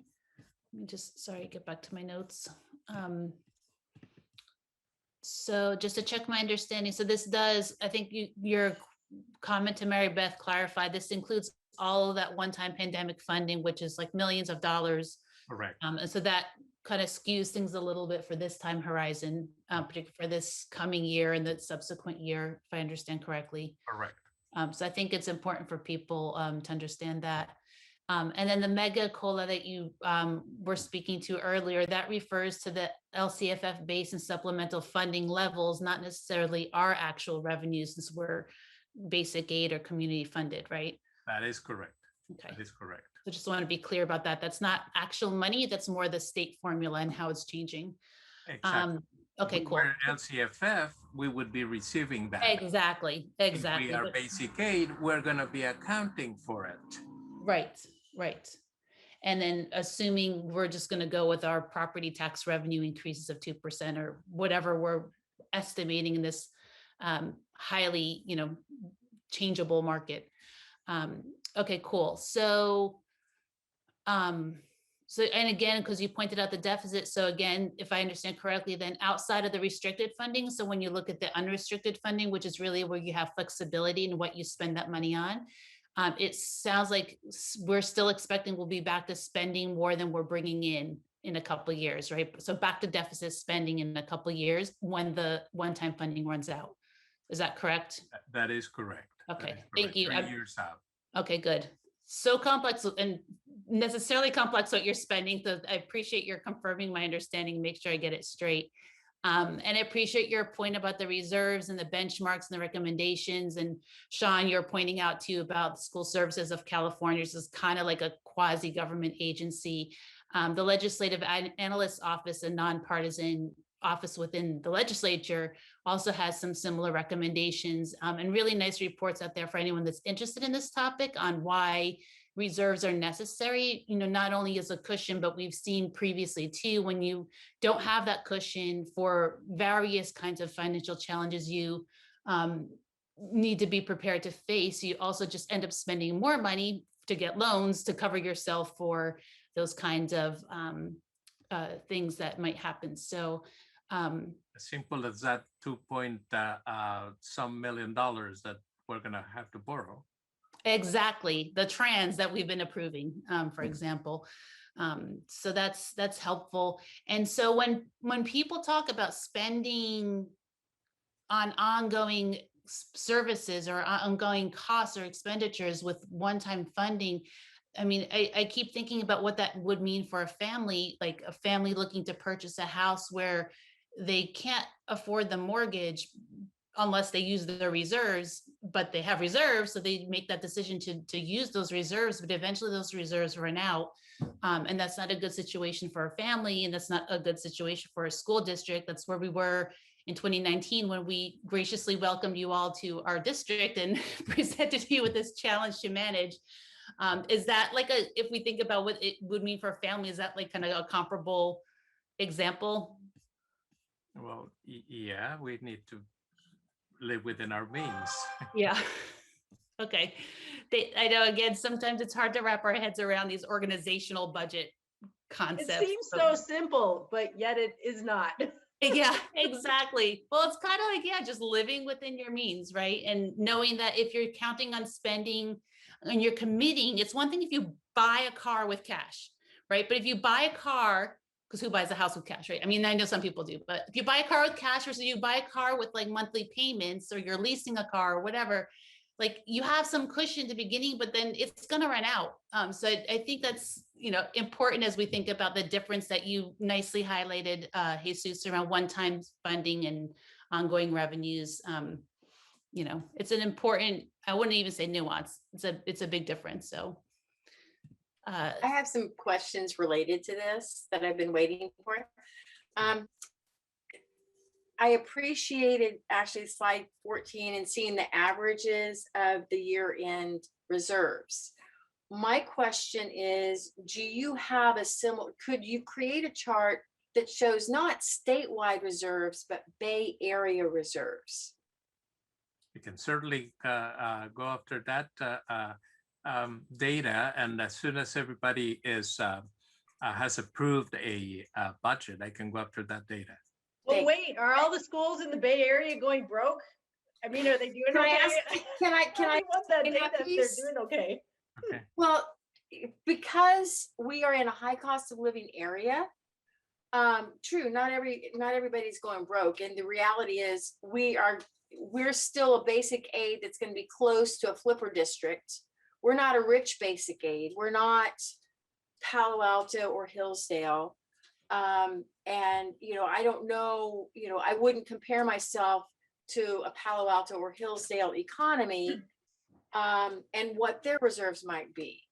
But in looking, I just think it needs to be a full conversation that, and I appreciate that we have some comfortable margins right now, especially going into negotiations, that we don't have to put all of our eggs into one basket, meaning teacher salary or program that we've lost. I mean, we have opportunities to be thoughtful and feed our visual and performing arts pipeline, and not rely just on our partners. We Can I have a jump lot of in, rich, Kim? huh? Can I jump in when you have a sec? Sure. I want to finish a thought though. Go ahead. Okay. So I still think that at some point, if we understand how other districts are operating, we can potentially align with districts similar to us based on that cost of living formula. Because even as a low-income basic aid, if we know the position of some of these other districts, we can align and talk at the state level. I think in the long term, 3 years, 4 years from now, we're going to be fixated at your local level again. And so it's being able to go after the right data. I appreciate. But Kim, I'm having a little bit of an issue with you saying that, because why are we getting more data? We already had this conversation. We already voted on it. And I've heard it a couple times during this meeting where people are acting like, oh, we shouldn't do the 16% reserve but we've already decided we're going to do that. And if we don't do that, then we need to make a new board policy, because I understand that is our policy. And the only time I said I didn't agree with it was in the context of when we were at a different budget place. But my point is, it's about a comparison. Are we comparing ourselves statewide to all districts in the state, or how do we tell the story about how Cabrillo fits in the economy of the Bay Area? We talked about the language. You're saying you think we might need to change our policy based on the data we get? I think we're going to have to make budget decisions and negotiation decisions in the context of living in the Bay Area. I think we're going to hear stories and scenarios about what teachers are paid in other districts, and we'll have to look at the full compensation. We talk about labor unrest. People can't buy homes in Half Moon Bay, our teachers, and so they're moving to other areas. My point is pulling into this conversation that sensitivity to we are in the Bay Area. And so I don't know how long that margin is going to last, because we're still going to want, and we have many people and parents and families in our community that have deep desires for the very best equity and programming and services for all of our students. And it feels comfortable when we just look at these pages and the numbers. I'm just trying to be mindful of what that relative comparison is. And it worries me that we only hold up an average for the state and aren't necessarily looking at what other districts that are basic aid or LCFF, flipper districts, what are they able to maintain? I was just want to say one quick thing, if it's helpful. Sorry, Sean. The majority of basic aid districts are in high cost of living areas. So that's another quick and dirty. You can assume that those numbers are closer to what a lot of the Bay Area and San Diego's another key high cost of living area. Those are generally disproportionately representing Bay Area and similarly costly areas in San Diego, just as a benchmark. Sorry, Sean, I didn't mean to. No, what I would say is, look, if the majority of the board would direct us to bring back this data, we would do that. But I'm not even going to ask for a majority of the board. Jesus and I have talked about this because Kim, you and I have talked about this offline, one-on-one about, hey, can we benchmark compared to other Bay Area districts? Totally understandable point, was part of my comments earlier. We need to make sure that we take care of our employees. I am confident we're going to be able to negotiate increases for our employees in the year or years to come. And we hope to do that. But we can't pit that against what our families want, what you just mentioned, which is taking care of the students who need it the most, providing supports to English language learners, to students of low socioeconomic status, family income, et cetera, et cetera. We have to do that balancing act, but I am happy, and I know Mr. Contreras and I talked about it earlier this week, hey, can you talk to other business officials in San Mateo County and bring back? But anecdotally, what I will tell you is that some of those basic aid districts that are deep into basic aid and have been there for many years, like San Mateo Union High School District, you might be shocked at what their reserve is. And still they're able to continue to, like, you know, provide raises, et cetera, et cetera. For Shocked and high, shocked and low. What? Shocked and high, shocked Okay. and high. So Again, it was just a story piece to understand it. That's why I think that's important. And again, we're not saying we need to do this because of this. We have made a rationale. We made it last year around this time to say, you're coming out of fiscal crisis. Best practice, according to School Services of California, FCMAT, and what the Joneses do over the hill in the basic aid districts, because basic aid is predominantly Bay Area. If you looked at that, those numbers are, we provided you a number that was based then on an average of basic aid districts in San Mateo County. So look, we're always going to make an argument to be fiscally conservative because we think over time that is better to keep all boats will rise for our kids and for our staff. That's it. And so we also, I want to point out, all these calculations are based on assumptions that come October, we may find out, just like we did last year, those taxes are way higher. And if those tax revenues are way higher, then we'll have a whole different conversation. I mean, look, I have to say it. Mr. Reardon at the last meeting said, wouldn't it be great if the district were to come in September or August in negotiations and make an initial offer? Personally, I'm not comfortable with spending money that we don't know we have yet. I want to see what our taxes are going to be. And what I've told Mr. Reardon offline is, hey, we will provide an offer once we are really sure about what that is. And please trust me, there's nothing we want to do more than to pay our employees more. We do. We absolutely do, because that's instrumental to our kids. But we also have to say, what are we going to carve out for kids? What are we going to carve out for kids for visual and performing arts?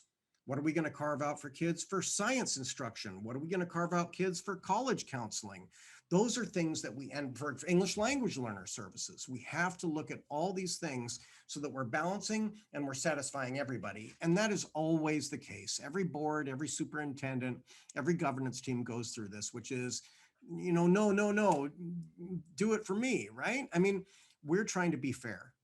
It may not seem like we're trying to be fair, but we're trying to be fair and we're trying to be conservative, because I know Mr. Contreras, you spoke to him earlier. His commitment is to the community and to the health of this district.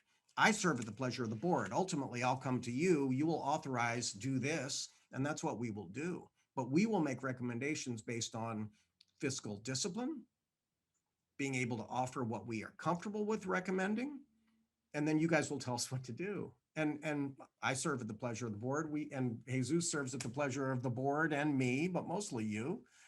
I mean, so we're going to try to take care of everybody, but we want to make sure that the community and you as representatives of the community know what we're talking about, because we don't want to get into a place later where it's like, we didn't know. Right. So I guess my question, and it's a little rhetorical, but just I'll put it out there and I don't need an answer. My question is, based on our 17% reserve, do we wait until we have achieved that to add in programming, to add in X, Y, or Z, or make a particular change? I mean, even in negotiating with the teachers this coming year, that's going to shift what the reserve is. And I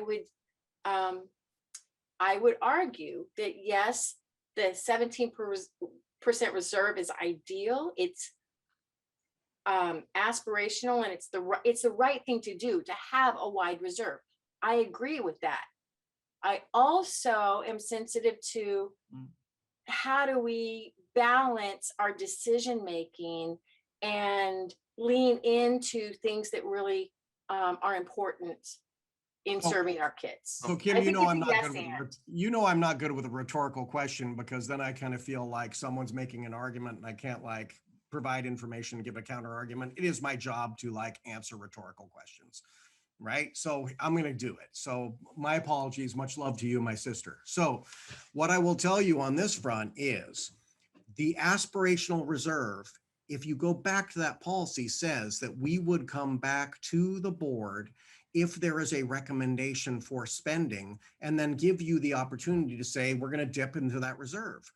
But my question is, why would we do it yet when we're not sure about what it could be? And if we could aspire to it, and then the tax revenues come in and hey, now we're like getting good money, I want to pay it forward. I want our kids to benefit. I want our families to benefit, and I want our staff to benefit. And so I just think that there's no easy answer. Yes, you as a board can tell us, take the reserves and give it there, give it there, give it there, whether it's for visual and performing arts, whether it's for science, whether it's for college counseling, whether it's for employee raises, employee benefits, whatever it is. You are the ones who will make the decision, but we will make recommendations to you, and then you'll tell us how you want to do it. Lizette, you raise your hand.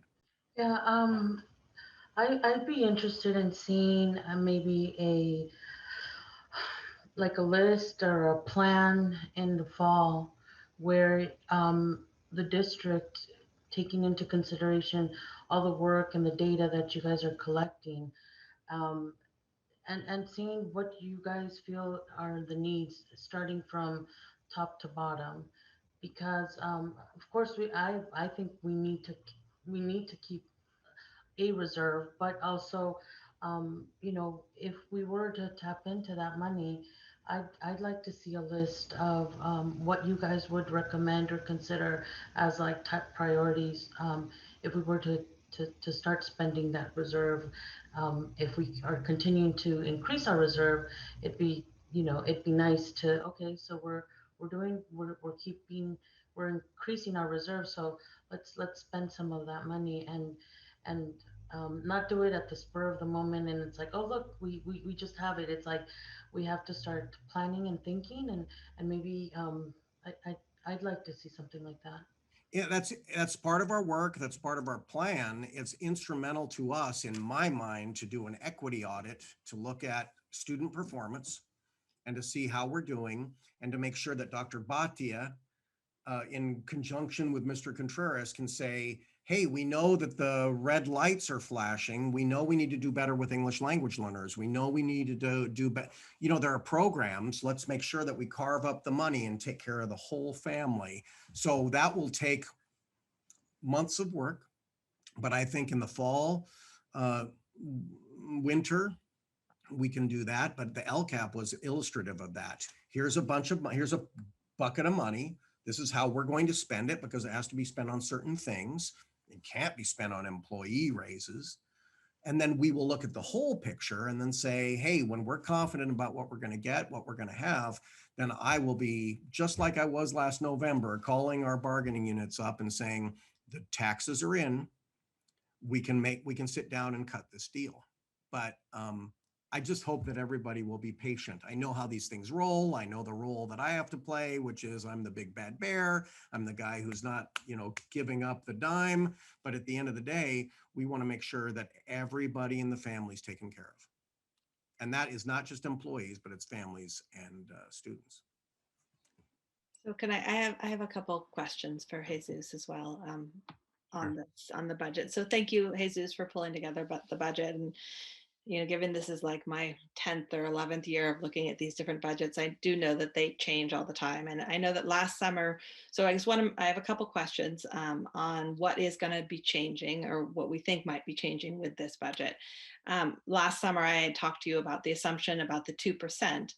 Jesus and I had said, well, why is it 2%? And would it be something different? And now it sounds like you're also then using that 2% increase in property tax revenue, just to clarify again. And I'm just curious if we've done any look at the data in the past on what is the actual increase that's occurred over the years, and that whether or not the 2% really still makes sense or not, given that we do know there is a booming real estate market, and it doesn't appear that there's going to be any kind of dampening of that on the coast in particular, just given what's going on. So I guess I have some questions about that 2% and whether or not we still think that that's the right assumption to make.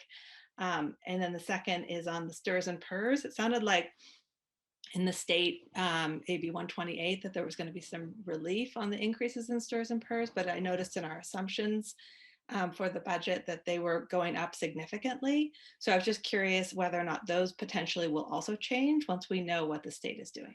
Once it's signed into law and it gives us what is it that is going to be settled at, yes, at first interim there will be those things reflected.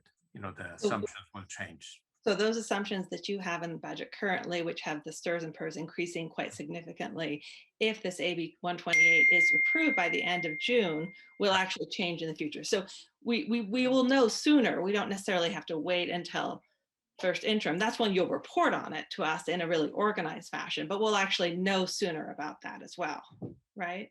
If there are significant changes, there is a 45-day requirement to bring it to the board. If there are some, let's say that it's so drastically a change with AB 128 that then I would bring to you within 45 days from July 1st. No, I'm not just talking about what's like statutorily required. I'm just talking about kind of when you'll know that, oh yes, that assumption is different now. That was my question. Okay, we will know it as once it's settled. Okay, and then on the 2%, is there any thought to maybe changing that assumption, given that we clearly did not abide by it last year, even though we were in the middle of COVID? I know we talked about this a year ago in the summer as well, and that it seemed premature at that point to say, is this really the right assumption? I'm just curious whether or not you've done any past looking data or any conversations with the county on whether or not that's still the right assumption to use. It has varied a lot, and what we have done is take an average, and because you know, when we gave the raises, we ended up with a 6.4 increase, which is significant. Once we realized that we were at 6.4, that's when we said, okay, we can afford the raises. So that's as we keep track of that and see that the 2% actually was 4.4 more, then of course that was a moment to enter into the negotiation. Yeah. Right, and I mean, I would never propose that we used a 6% as an assumption, but would a 3? I'm just saying, so would a 2.5 or a 3 be more realistic given where we're at? That's just kind of, I was wondering if there was any other way of looking at some of that data to try and figure that out. 2 is it's conservative, and 3 we may say, okay, we'll go up to 3, and you know, it's risk. It's just risk management. 2 is very. I would also say last year it was 2% because everybody was predicting. First of all, we were a flipper district, right? At that time. And second of all, and so who knew? So you didn't want to have like a big number, because what if we went back to LCFF? Second of all, this year, now if all of a sudden we're like 6% last year, and the 2% to 6%, and this year we're making assumptions 2% to 6%, I think I can hear already voices telling us in October, November, we told you so, and we would probably change to a new assumption going forward. But I think for now, the reason why Mr. Contreras is so conservative is because everything is such, I mean, look, we get taken to task for using the metaphor roller coaster, but Freya, you remember what it was like years ago when you first joined the board and you were a flipper district and you flipped in and then you flipped out, and there were really damaging aspects of that to the budget because, oh my God, we're doing this and yada, yada, yada. The volatility is there. If we find out that we're like a 6% again in October, November, because, you know, the real estate market is what we hope it will be for us, not for everybody else, then what I would say is then next year we would say, okay, we're going to make a different estimate.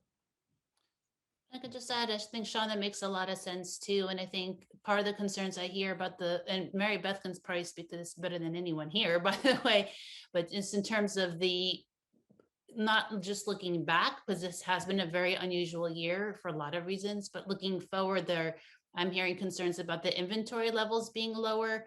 And when your inventory is low and you're not selling, your increases are going to be diminished a little bit. So I think to me, it makes sense to have kind of like a more of a typical year, because we can't necessarily expect the boom to continue. So we could definitely, at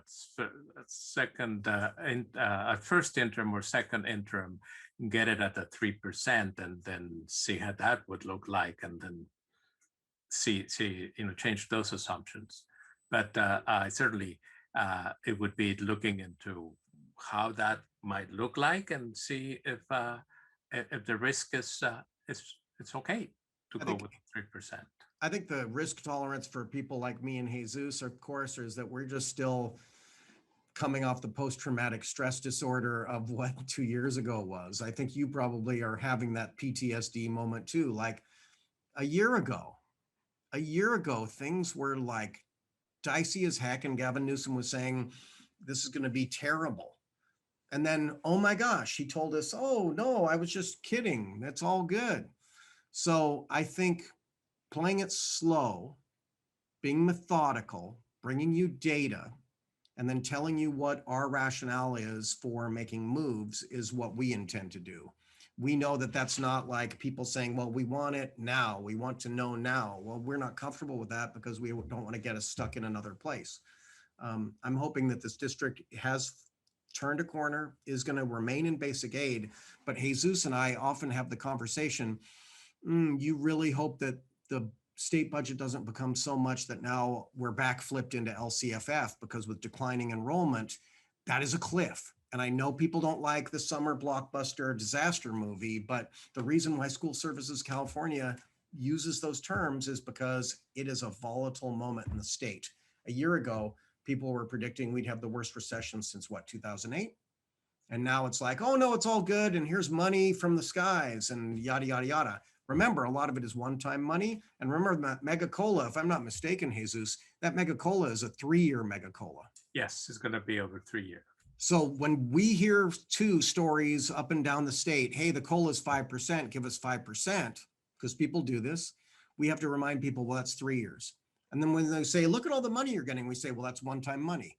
Well, look at all the money you're getting. Well, that's money that's targeted for certain things. So the reason why we're conservative, but at the end of the day, we will come back and we know what's going to happen. We're going to give employees more money, but we're going to do it when we feel really safe, that it's good for the health of the organization, and that we continue to bring back programs that for decades you've lost. And an important thing also about the one-time dollars. I brought to you the money, the federal dollar, the difference between the state and the federal dollar. I was telling the Superintendent McPitras today that we need to bring yet another plan within a month from today about the federal ESSER $3, $857,000 that are earmarked for some specifics. And those are $857,000 that we would need to account for one-time dollars that we would have to bring forward. So it's wonderful. It's all this cash coming through, but it'll show up at the first interim like $857,000, yet with another plan that we would have to do for in-person instruction. So it's all about money, and wonderful money that we are right now, that we are in right now. Right, which is great. And I appreciate the news on that. And we should all be celebrating that. Yeah.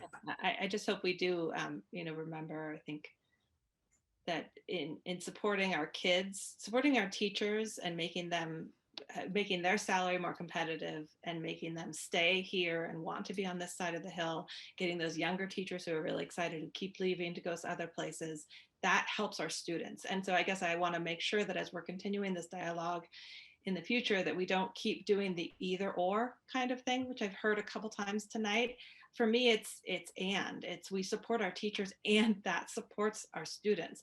We support our students and that supports our teachers, because I think we should be a little bit careful with that. So I just wanted to just for the record, just so that this is clear, I'm not saying either or, I'm saying both end.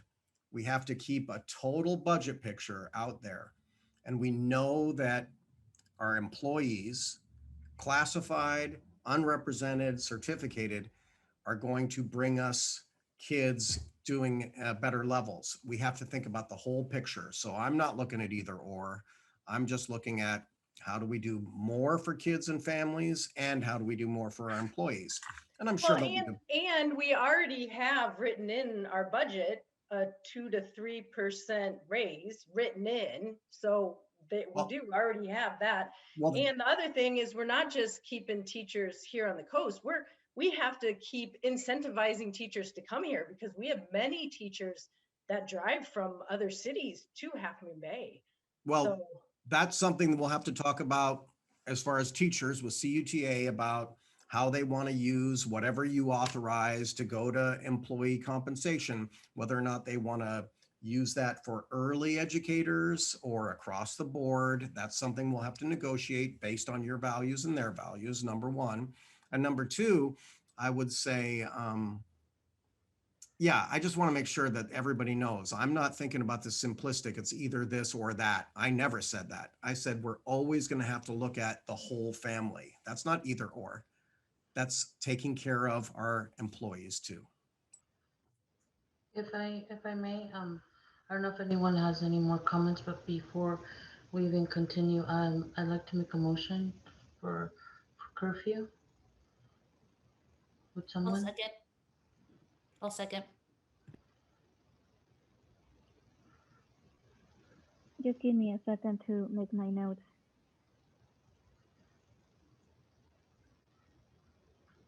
Lisette, Aye.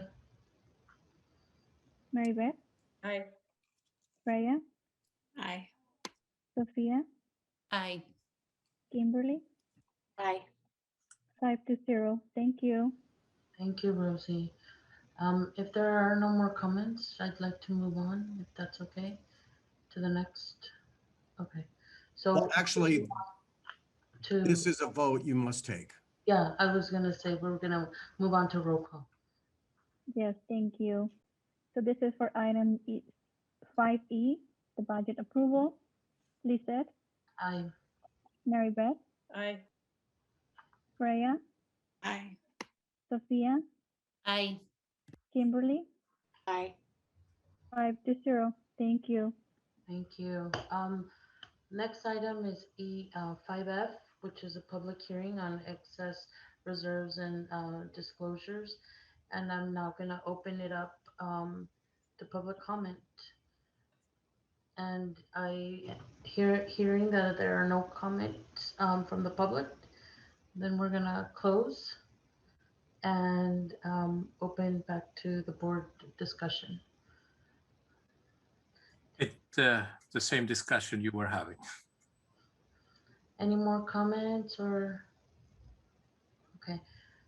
We're now moving on to item 5G, adoption of fiscal year-end resolution number 10-21, appropriating ending balance to a reserve. So, This resolution, the board authorizes to use any end balances to put them into the reserve. This is kind of pro forma. We do this every year. We have to do it. It's authorizing me to, if we have any end balance, to bring it into the reserve account. thank you. Thank you, Jesus. Do I have a motion to approve? So moved. Second? Second. Any questions, comments? Seeing that there are none, next item is 5H. We need a We need a roll call, Oh. Lizette. Sorry. Okay. Lizette, Aye.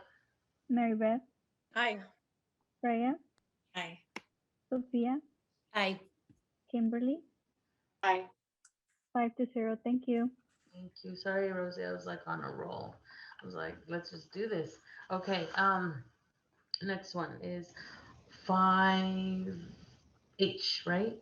Okay, so it's the approval of Chief of Business Officer Senior Management Contract for the 2021, 2022, and the 2022-23 school year. Dr. McFetrich? Yeah, I want to introduce this item and I just want to say, look, the last year, we talked about this before, we called CUTA back in November. We negotiated and bargained an agreement to get 3% retroactive 1920 and 3% for 2021. And then we knew that that started this whole process of taking care of everybody else, CSEA, unrepresented. In March, you approved an unrepresented management salary schedule. And look, this gets it's easy for me to, I'm not going to present this. Jason Owens is going to come on and he's going to present this. But this is always awkward because, you know, you're basically talking about your senior managers. And so I'm not a lawyer and I'm not an HR professional. So Jason will talk about that. And tonight, actually, you have County Counsel Lisa Cho also coming on because she helped Jason look at this. County Counsel, of course, seems to be like a neutral party. Lisa Cho often helps us with all kinds of legal questions. So I'm just going to preface this. I'm going to let this go, but this is about Chief Business Officer contract. In the past, in the district, these contracts were not brought in the interest of transparency and like explaining, making up for lost time and how these salary schedules had to be fixed. We wanted Jason to work with Lisa to explain that because you'll go through Jesus's contract, Leticia's contract, and then my contract because that contract administration has to happen for a district and it gets really awkward at the end when it's my contract. So I'm going to stop there. Mr. Owens, Ms. Cho, thank you for being here. Good evening. Hello, President Cortez, board members, Dr. McFetrich, and hello, Lisa. Thank you for being here with me this evening. As Dr. McFetrich mentioned, we are here tonight with the 3 cabinet level contracts. It's typical for those to go to the Board of Education to be public. So in full transparency, we can see what everyone is getting and where the money's going. I know there's been a lot of talk about money and budgets and things of that nature. So just to continue on that note with, again, full transparency, the 3 contracts are here for you. I know they're separate items for approval. And because we definitely want to have Lisa involved, she was instrumental in making sure that these were happening and were legal and that we followed all of the necessary protocols as well as dotted all of our I's, crossed all of our T's and added correctly. Thank you, Lisa, for all that. I'm going to open it up for any questions you may have about these contracts, and Lisa will be instrumental in answering most of those questions as a neutral party.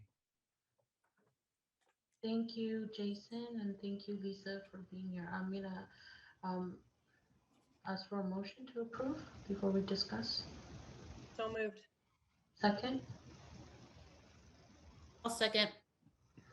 Thank you. And now I'll open up for a board discussion. Anyone has questions, comments?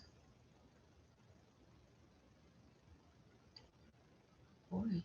I'll just say thank you for bringing them to us. Thank you for the extra level of transparency. Thank you to Lisa for being here. It's great to see you after hearing so many wonderful things about you, for support you and the county provide to our district and school community. So thank you. I have no questions. All right. Thank I wanted to say hello and good evening to the board. I think it's the first time I've appeared here before you. So President Cortez, our trustees, and all of our wonderful staff at the district. I'm a deputy with the San Mateo County Council's office, and I've had the honor and great pleasure of working with your district as your general counsel for the last year and a half. I've been working with Director Owens for the past month or so to review these 3 senior management level contracts.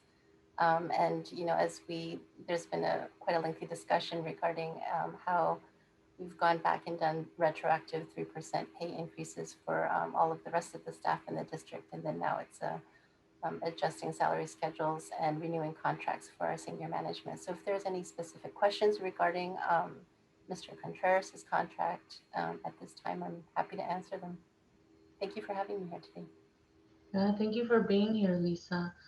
Me personally, it's always nice to be transparent and have someone neutral like yourself who will answer any questions that we have, but we don't have any. And I just want to, I think Jesus, thank you for all the work that you do. And I know that you're here on weekends and you do a little extra just because you like to be transparent, you like to inform people, and you like to have people be involved. And I always appreciate that from you, so thank you.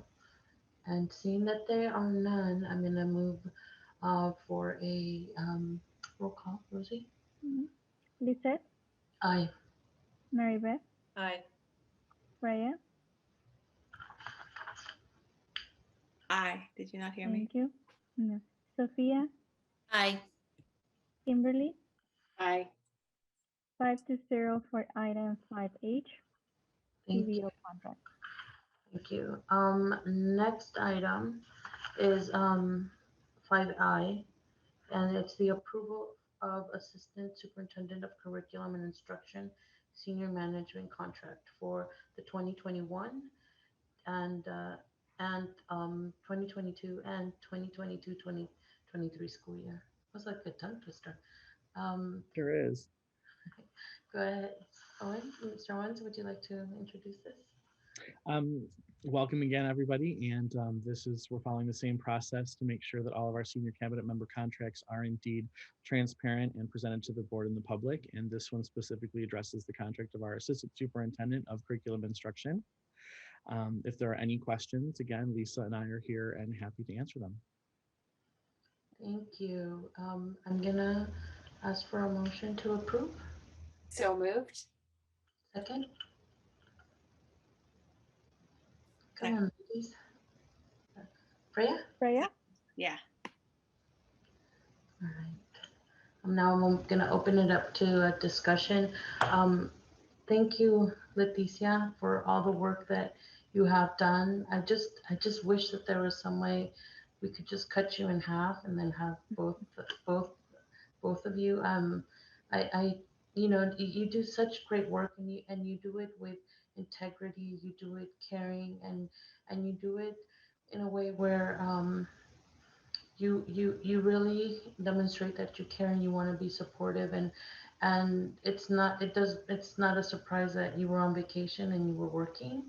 I mean, and it's not a surprise that you're always trying to, bribe your kids to let you work a little longer. I mean, I'm not shocked about that, So, but thank you. That just shows not only your integrity, but it just shows how much you really care, and you're really invested, and you're really passionate about the work that you do. And I personally have never worked with someone like you, and I'm very fortunate, and thank you for everything that you do. Thank you. Seeing that there are none, move on to roll call. Lisette, Aye. Mary Beth, Aye. Freya, Aye. Sophia, Aye. Kimberly, Aye. 5-0, and this is for item 5I, Assistant Superintendent of Curriculum Instruction. I guess according to Sean, this is the awkward one. What is it, 5J? It's the approval of a superintendent senior management contract for the 2021-2022 school year. Do we, Mr. Owens, would you introduce it? Thank you, President Cortez.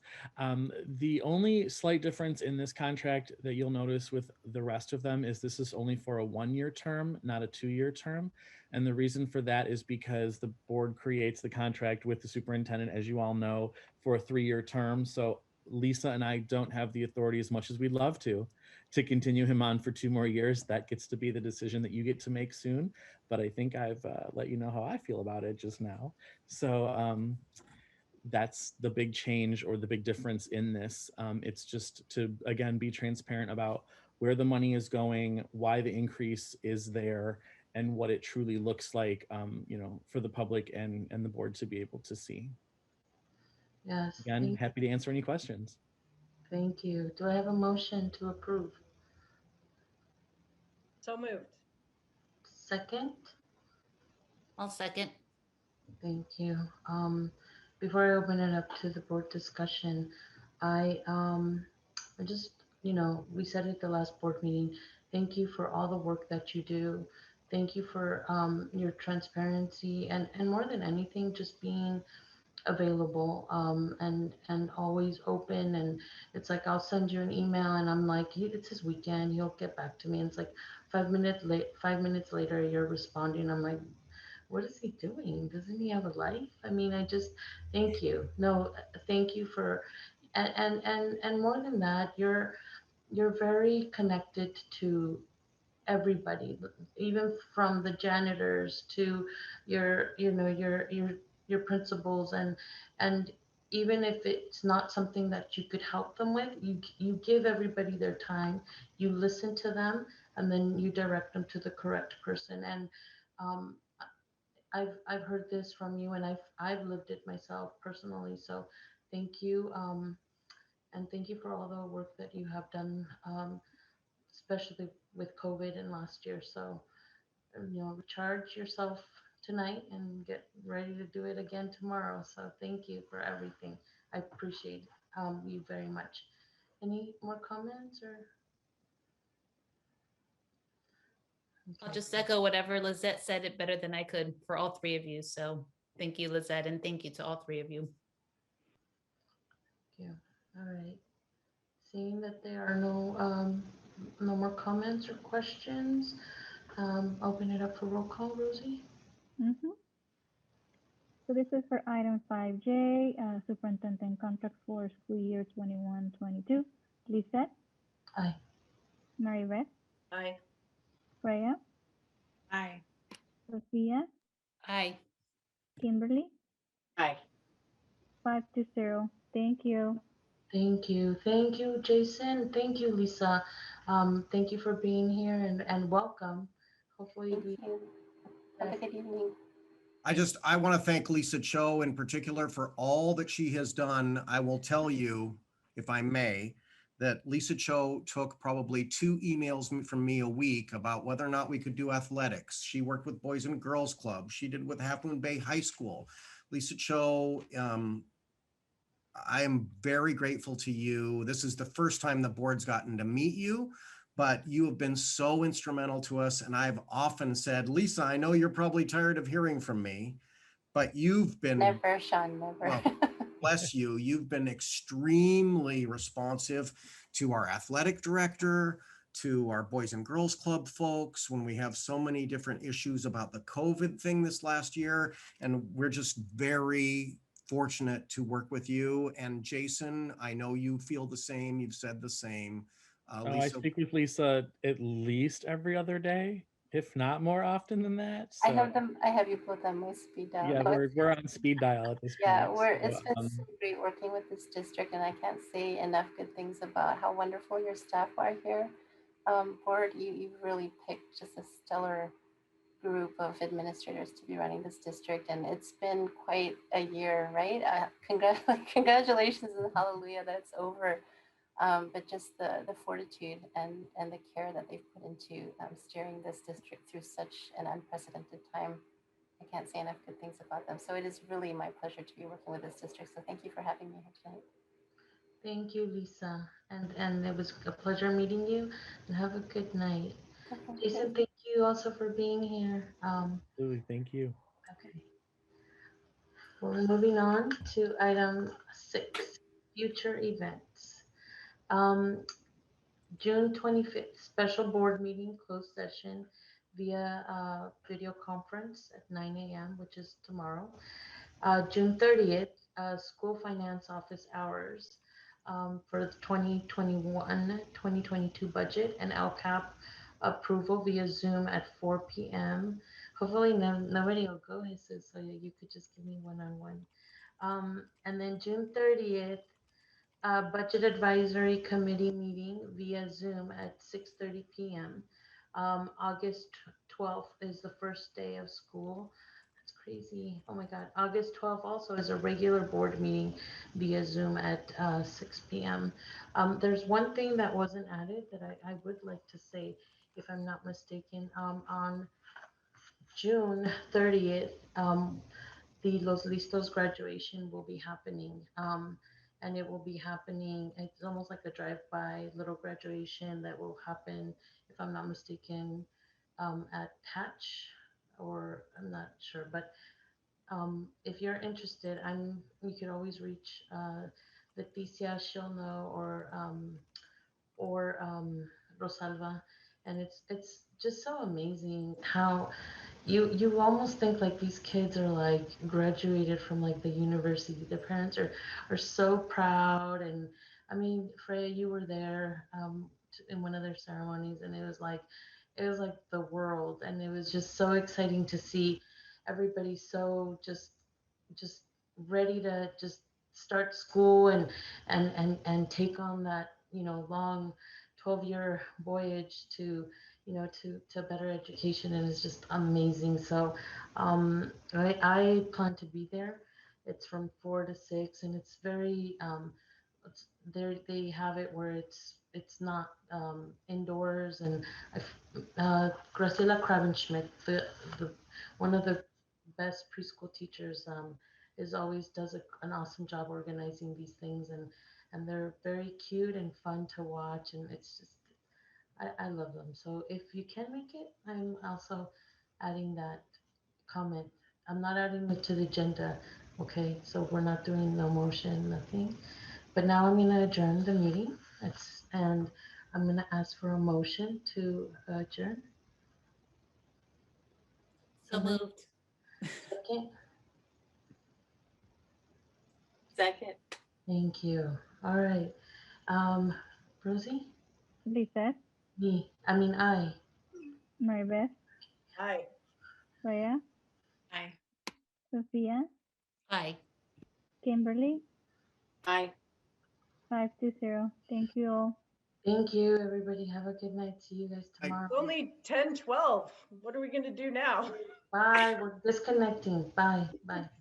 Happy birthday. Yes, happy